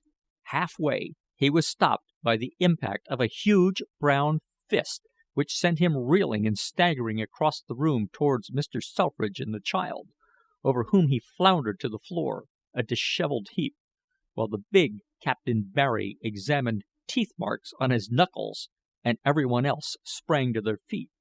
"I told you to look out," said Captain Barry. "Treat my friend respectfully." He glared steadily at the first officer, as though inviting him to duplicate the offense, but that gentleman backed away from him and assisted the dazed Captain Bryce to a chair, where he felt of his loosened teeth, spat blood upon Mr. Meyer's floor, and gradually weakened to a realization of the fact that he had been knocked down, and by an American. Little Myra, unhurt but badly frightened, began to cry and call for Rowland in her own way, to the wonder and somewhat to the scandal of the gentle old man who was endeavoring to soothe her. "Dammy!" she cried as she struggled to go to him. "I want Dammy! Dammy! Dammy!" "Oh, what a bad little girl!" said the jocular Mr. Meyer, looking down on her. "Where did she learn such language?" "It is my nickname," said Rowland, smiling in spite of himself. "She has coined the word," he explained to the agitated Mr. Selfridge, who had not yet comprehended what had happened, "and I have not yet been able to persuade her to drop it, and I could not be harsh with her. Let me take her, sir." He seated himself with the child, who nestled up to him contentedly, and soon was tranquil. "Now, my friend," said Mr. Meyer, "you must tell us about this drugging." Then, while Captain Bryce, under the memory of the blow he had received, nursed himself into an insane fury, and Mr. Austen, with his hand resting lightly on the captain's shoulder, ready to restrain him, listened to the story, and the attorney drew up a chair and took notes of the story, and Mr. Selfridge drew his chair close to Myra and paid no attention to the story at all, Rowland recited the events prior to and succeeding the shipwreck. Beginning with the finding of the whisky in his pocket, he told of his being called to the starboard bridge lookout in place of the rightful incumbent, of the sudden and strange interest Mr. Austen displayed as to his knowledge of navigation, of the pain in his stomach, the frightful shapes he had seen on the deck beneath, and the sensations of his dream. Leaving out only the part which bore on the woman he loved, he told of the sleep-walking child which awakened him, of the crash of ice and instant wreck, and the fixed condition of his eyes which prevented their focusing only at a certain distance, finishing his story to explain his empty sleeve with a graphic account of the fight with the bear. "And I have studied it all out," he said in conclusion.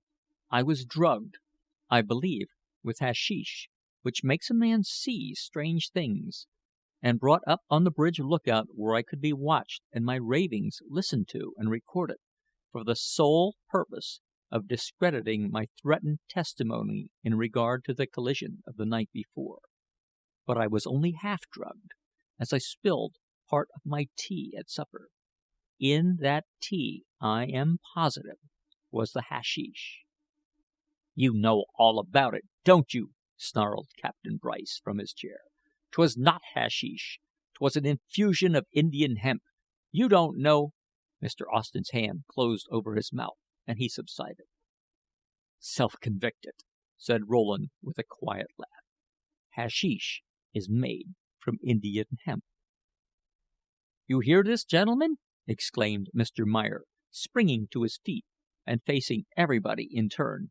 He pounced on Captain Barry. "You hear this confession, Captain? You hear him say Indian hemp? I have a witness now, Mr. Thompson. Go right on with your suit. You hear him, Captain Barry? You are disinterested. You are a witness. You hear?"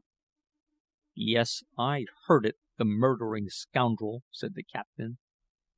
Mr. Meyer danced up and down in his joy, while the attorney, pocketing his notes, remarked to the discomfited Captain Bryce, "You are the poorest fool I know," and left the office. Then Mr. Meyer calmed himself, and facing the two steamship officers, said slowly and impressively, while he poked his forefinger almost into their faces, "England is a fine country, my friends, a fine country to leave behind sometimes. There is Canada, and der United States, and Australia, and South Africa, all fine countries too, fine countries to go to with new names. My friends, you will be bulletined and listed at Lloyd's in less than a half an hour, and you will never again sail under their English flag as officers. And, my friends, let me say that in half an hour after you are bulletined, all Scotland Yard will be looking for you. But my door is not locked." Silently they arose, pale, shamefaced, and crushed, and went out the door, through the outer office, and into the street. Chapter 13. Mr. Selfridge had begun to take an interest in the proceedings. As the two men passed out he arose and asked, "Have you reached a settlement, Mr. Meyer? Will the insurance be paid?" "No!" roared the underwriter in the ear of the puzzled old gentleman, while he slapped him vigorously on the back. "It will not be paid. You or I must have been ruined, Mr. Selfridge, and it has settled on you. I do not pay der Titan's insurance, nor will der other insurers. On der contrary, as der collision clause in der policy is void with der rest, your company must reimburse me for der insurance which I must pay to der Royal Age owners. That is, unless our good friend here, Mr. Rowland, who was on der lookout at der time, will swear that her lights were out." "Not at all," said Rowland. "Her lights were burning. Look to the old gentleman!" he exclaimed. "Look out for him! Catch him!" Mr. Selfridge was stumbling toward a chair. He grasped it, loosened his hold, and before any one could reach him fell to the floor, where he lay with ashen lips and rolling eyes, gasping convulsively. "Heart failure," said Rowland as he knelt by his side. "Send for a doctor." "Send for a doctor," repeated Mr. Meyer through the door to his clerks, "and send for a carriage, quick! I don't want him to die in der office." Captain Barry lifted the helpless figure to a couch, and they watched, while the convulsions grew easier, the breath shorter, and the lips from ashen gray to blue. Before a doctor or carriage had come, he had passed away. "Sudden emotion of some kind," said the doctor when he did arrive. "Violent emotion, too. Hear bad news?" "Bad and good," answered the underwriter. "Good in learning that this dear little girl was his granddaughter. Bad in learning that he was a ruined man. He was der heaviest stockholder in der Titan. £100,000 he owned of der stock, all of which this poor dear little child will not get." Mr. Meyer looked sorrowful as he patted Myra on the head. Captain Barry beckoned to Rowland, who, slightly flushed, was standing by the still figure on the couch and watching the face of Mr. Meyer, on which annoyance, jubilation, and simulated shock could be seen in turn. "Wait," he said as he turned to watch the doctor leave the room. "Is this so, Mr. Meyer?" he added to the underwriter, "that Mr. Selfridge owned Titan stock and would have been ruined had he lived by the loss of the insurance money?" "Yes, he would have been a poor man. He had invested his last farthing, £100,000, and if he had left any more it would be assessed to make good his share of what der company must pay for der Royal Age, which I also insured." "Was there a collision clause in the Titan's policy?" "There was, and you took the risk, knowing that she was to run the northern lane at full speed through fog and snow?" "I did. So did others." "Then, Mr. Meyer, it remains for me to tell you that the insurance on the Titan will be paid, as well as any liabilities included and specified by the collision clause in the policy. In short, I, the one man who can prevent it, refuse to testify." "Vot?" Mr. Meyer grasped the back of a chair, and leaning over it, stared at Rowland. "You will not testify? What you mean?" "What I said, and I do not feel called upon to give you my reasons, Mr. Meyer." "My good friend," said the underwriter, advancing with outstretched hands to Rowland, who backed away, and taking Myra by the hand moved toward the door. Mr. Meyer sprang ahead, locked it, and removed the key, and faced them. "Oh, mein gut Gott!" he shouted, relapsing in his excitement into the more pronounced dialect of his race. "Vot I do to you, hey? Vy you go pack on me, hey? Have I not pay der doctor's bill? Have I not pay for der carriage? Have I not treat you like one shentleman? Have I not, hey? I sit down in mine office and call you Mr. Rowland. Have I not been von gentleman? Open that door," said Rowland, quietly. "Yes, open it," repeated Captain Barry, his puzzled face clearing at the prospect of action on his part. "Open it, or I'll kick it down." "But you, mine friend, heard der admission of der captain of der drugging. One goot witness will do, two is petter, but you will swear, mine friend, you will not ruin me." "I stand by Rowland," said the captain, grimly. "I don't remember what was said, anyhow. Got a blamed bad memory. Yet away from that door, grievous lamentation, weepings and wailings, and the most genuine gnashing of teeth, interspersed with the feebler cries of the frightened Myra, and punctuated by terse commands in regard to the door, filled that private office, to the wonder of the clerks without, and ended, at last, with the crashing of the door from its hinges. Captain Barry, Rowland, and Myra, followed by a parting, heart-born malediction from the agitated underwriter, left the office and reached the street. The carriage that had brought them was still waiting. "Settle inside," called the captain to the driver. "We'll take another, Rowland." Around the first corner they found a cab, which they entered, Captain Barry giving the driver the direction: "Bark Peerless, East India Dock." "I think I understand the game, Rowland," he said as they started.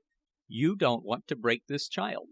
"That's it," answered Rowland, weakly, as he leaned back on the cushion, faint from the excitement of the last few moments.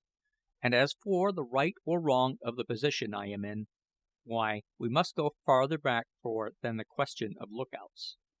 The cause of the wreck was full speed in a fog.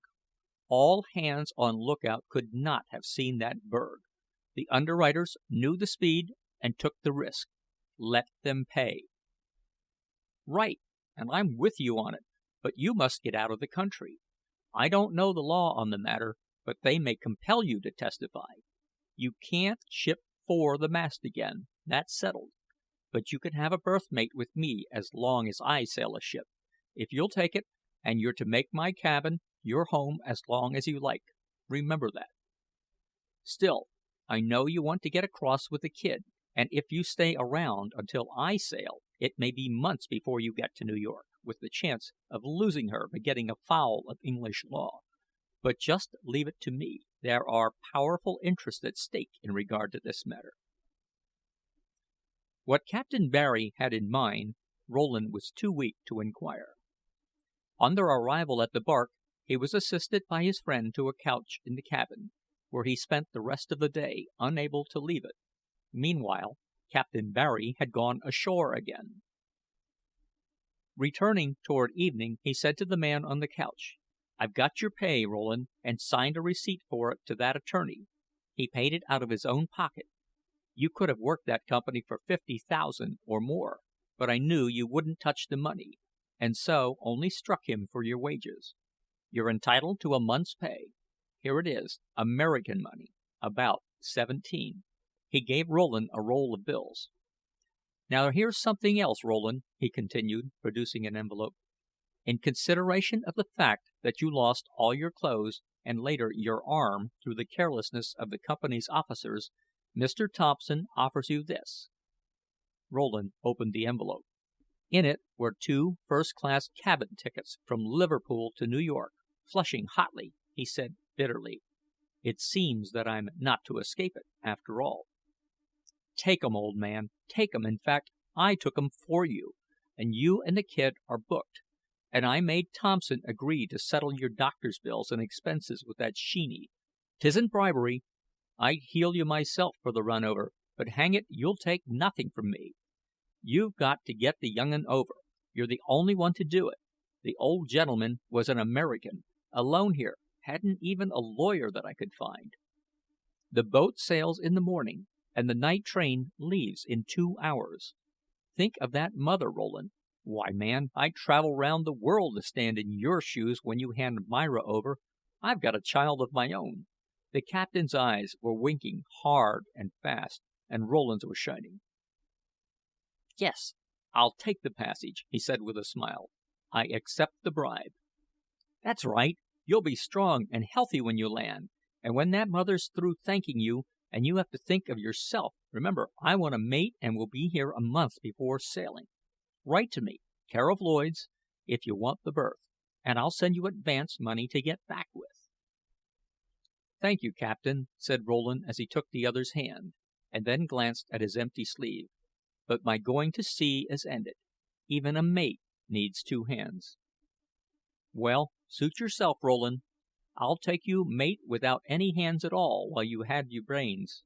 It's done me good to meet a man like you. And say, old man, you won't take it wrong from me, will you? It's none of my business, but you're too all-fired good a man to drink. You haven't had a nip for 2 months. Are you going to begin?" "Never again," said Rowland, rising. "I've a future now, as well as a past." Chapter 14. It was near noon of the next day that Rowland, seated in a steamer chair with Myra, and looking out on a sail-spangled stretch of blue from the saloon deck of a westbound liner, remembered that he had made no provisions to have Mrs. Selfridge notified by cable of the safety of her child, and unless Mr. Meyer or his associates gave the story to the press it would not be known. "Well," he mused, "joy will not kill, and I shall witness it in its fullness if I take her by surprise. But the chances are that it will get into the papers before I reach her. It is too good for Mr. Meyer to keep." But the story was not given out immediately. Mr. Meyer called a conference of the underwriters concerned with him in the insurance of the Titan, at which it was decided to remain silent concerning the card they hoped to play, and to spend a little time and money in hunting for other witnesses among the Titan's crew, and in interviewing Captain Barry, to the end of improving his memory. A few stormy meetings with this huge obstructionist convinced them of the futility of further effort in his direction, and after finding at the end of the week that every surviving member of the Titan's port watch, as well as a few of the other, had been induced to sign for Cape voyages or had otherwise disappeared, they decided to give the story told by Rowland to the press in the hope that publicity would avail to bring to light corroboratory evidence. And this story, improved upon in the repeating by Mr. Meyer to reporters, and embellished still further by the reporters as they wrote it up, particularly in the part pertaining to the polar bear, blazoned out in the great dailies of England and the Continent, and was cabled to New York with the name of the steamer in which John Rowland had sailed, for his movements have been traced in the search for evidence, where it arrived, too late for publication, the morning of the day on which, with Myra on his shoulder, he stepped down the gangplank at a North River dock. As a consequence, he was surrounded on the dock by enthusiastic reporters, who spoke of the story and asked for details. He refused to talk, escaped them, and gaining the side streets, soon found himself in crowded Broadway, where he entered the office of the steamship company in whose employ he had been wrecked, and secured from the Titan's passenger list the address of Mrs. Selfridge, the only woman saved. Then he took a car up Broadway and alighted abreast of a large department store. "We're going to see Mamma soon, Myra," he whispered in the pink ear, "and you must go dressed up. It doesn't matter about me, but you're a Fifth Avenue baby, a little aristocrat. Those old clothes won't do now." But she had forgotten the word "mamma," and was more interested in the exciting noise and life of the street than in the clothing she wore. In the store Rowland asked for and was directed to the children's department, where a young woman waited on him. "This child has been shipwrecked," he said. "I have $16.50 to spend on it. Give it a bath, dress its hair, and use up the money on a dress, shoes and stockings, underclothing, and a hat." The young woman stooped and kissed the little girl from sheer sympathy, but protested that not much could be done. "Do your best," said Rowland. "It is all I have. I will wait here." An hour later penniless again, he emerged from the store with Myra, bravely dressed in her new finery, and was stopped at the corner by a policeman who had seen him come out, and who marveled, doubtless, at such juxtaposition of rags and ribbons. "Whose kid ye got?" he demanded. "I believe it is the daughter of Mrs. Colonel Selfridge," answered Rowland haughtily. Too haughtily, by far. "Ye believe, but ye don't know? Come back into the store, me tourist, and we'll see who ye stole it from." "Very well, officer. I can prove possession." They started back, the officer with his hand on Rowland's collar, and were met at the door by a party of 3 or 4 people coming out. One of this party, a young woman in black, uttered a piercing shriek and sprang toward them. "Myra!" she screamed. "Give me my baby! Give her to me!" She snatched the child from Rowland's shoulder, hugged it, kissed it, cried and screamed over it, then, oblivious to the crowd that collected, incontinently fainted in the arms of an indignant old gentleman. "You scoundrel!" he exclaimed, as he flourished his cane over Rowland's head with his free arm. "We've caught you! Officer, take that man to the station house. I will follow and make a charge in the name of my daughter." "Then he stole the kid, did he?" asked the policeman. "Most certainly," answered the old gentleman, as, with the assistance of the others, he supported the unconscious young mother to the carriage. They all entered, little Myra screaming for Rowland from the arms of a family member of the party, and were driven off. "Come on with me," uttered the officer, rapping his prisoner on the head with his club and jerking him off his feet. Then, while an approving crowd applauded, the man who had fought and conquered a hungry polar bear was dragged through the streets like a sick animal like a New York policeman. For such is the stultifying effect of a civilized environment. Chapter 14.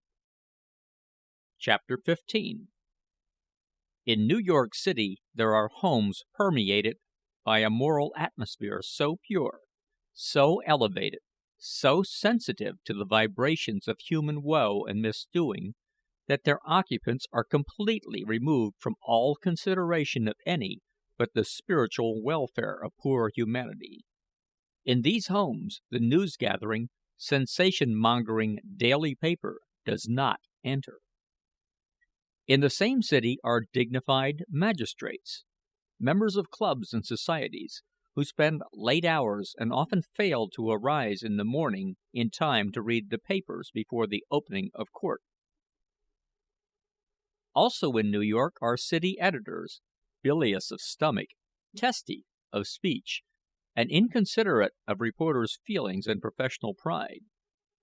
Such editors, when a reporter has failed, through no fault of his own, in successfully interviewing a celebrity, will sometimes send him news gathering in the police courts, where printable news is scarce. On the morning following the arrest of John Rowland, 3 reporters, sent by 3 such editors, attended a hall of justice presided over by one of the late rising magistrates mentioned above.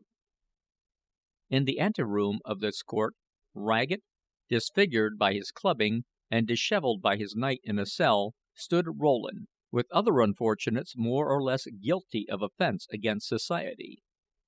When his name was called, he was hustled through a door, along a line of policemen, each of whom added to his own usefulness by giving him a shove, and into the dock, where the stern-faced and tired-looking magistrate glared at him. Seated in a corner of the courtroom were the old gentleman of the day before, the young mother with little Myra in her lap, and a number of other ladies, all excited in demeanor, and all but the young mother directing venomous glances at Rowland. Mrs. Selfridge, pale and hollow-eyed, but happy-faced withal, allowed no wandering glance to rest on him. The officer who had arrested Rowland was sworn, and testified that he had stopped the prisoner on Broadway while making off with the child, whose rich clothing had attracted his attention. Disdainful sniffs were heard in the corner, with muttered remarks. "Rich indeed! The idea! The flimsiest prince!" Mr. Gaunt, The prosecuting witness was called to testify. "This man, your Honor," he began excitedly, "was once a gentleman and a frequent guest at my house. He asked for the hand of my daughter, and as his request was not granted, threatened revenge. Yes, sir, and out on the broad Atlantic, where he had followed my daughter in the guise of a sailor, he attempted to murder that child, my grandchild, but was discovered." "Wait," interrupted the magistrate. "Confine your testimony to the present offense." "Yes, your Honor. Failing in this, he stole or enticed the little one from its bed, and in less than 5 minutes the ship was wrecked, and he must have escaped with the child in—" "Were you a witness of this?"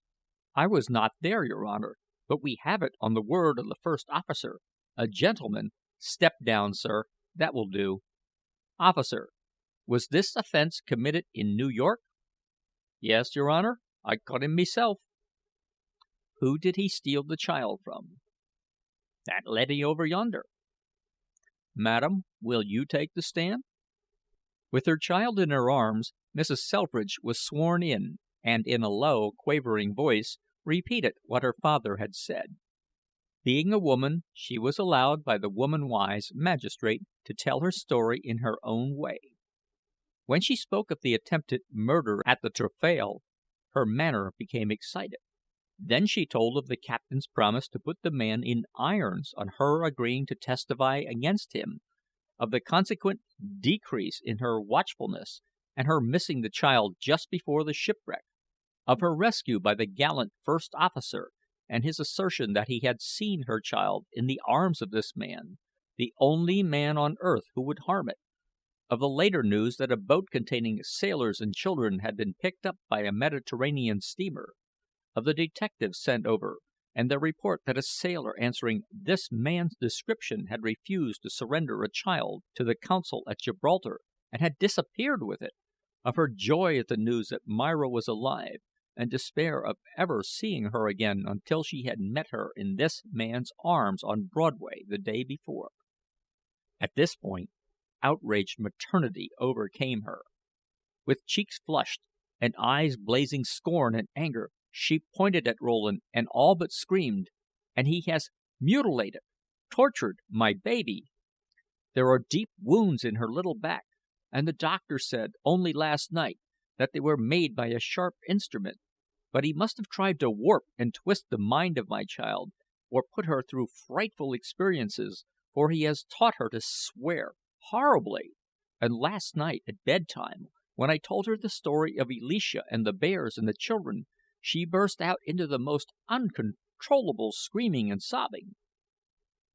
Here her testimony ended in a breakdown of hysterics, between sobs of which were frequent admonitions to the child not to say that bad word, for Myra had caught sight of Rowland and was calling his nickname.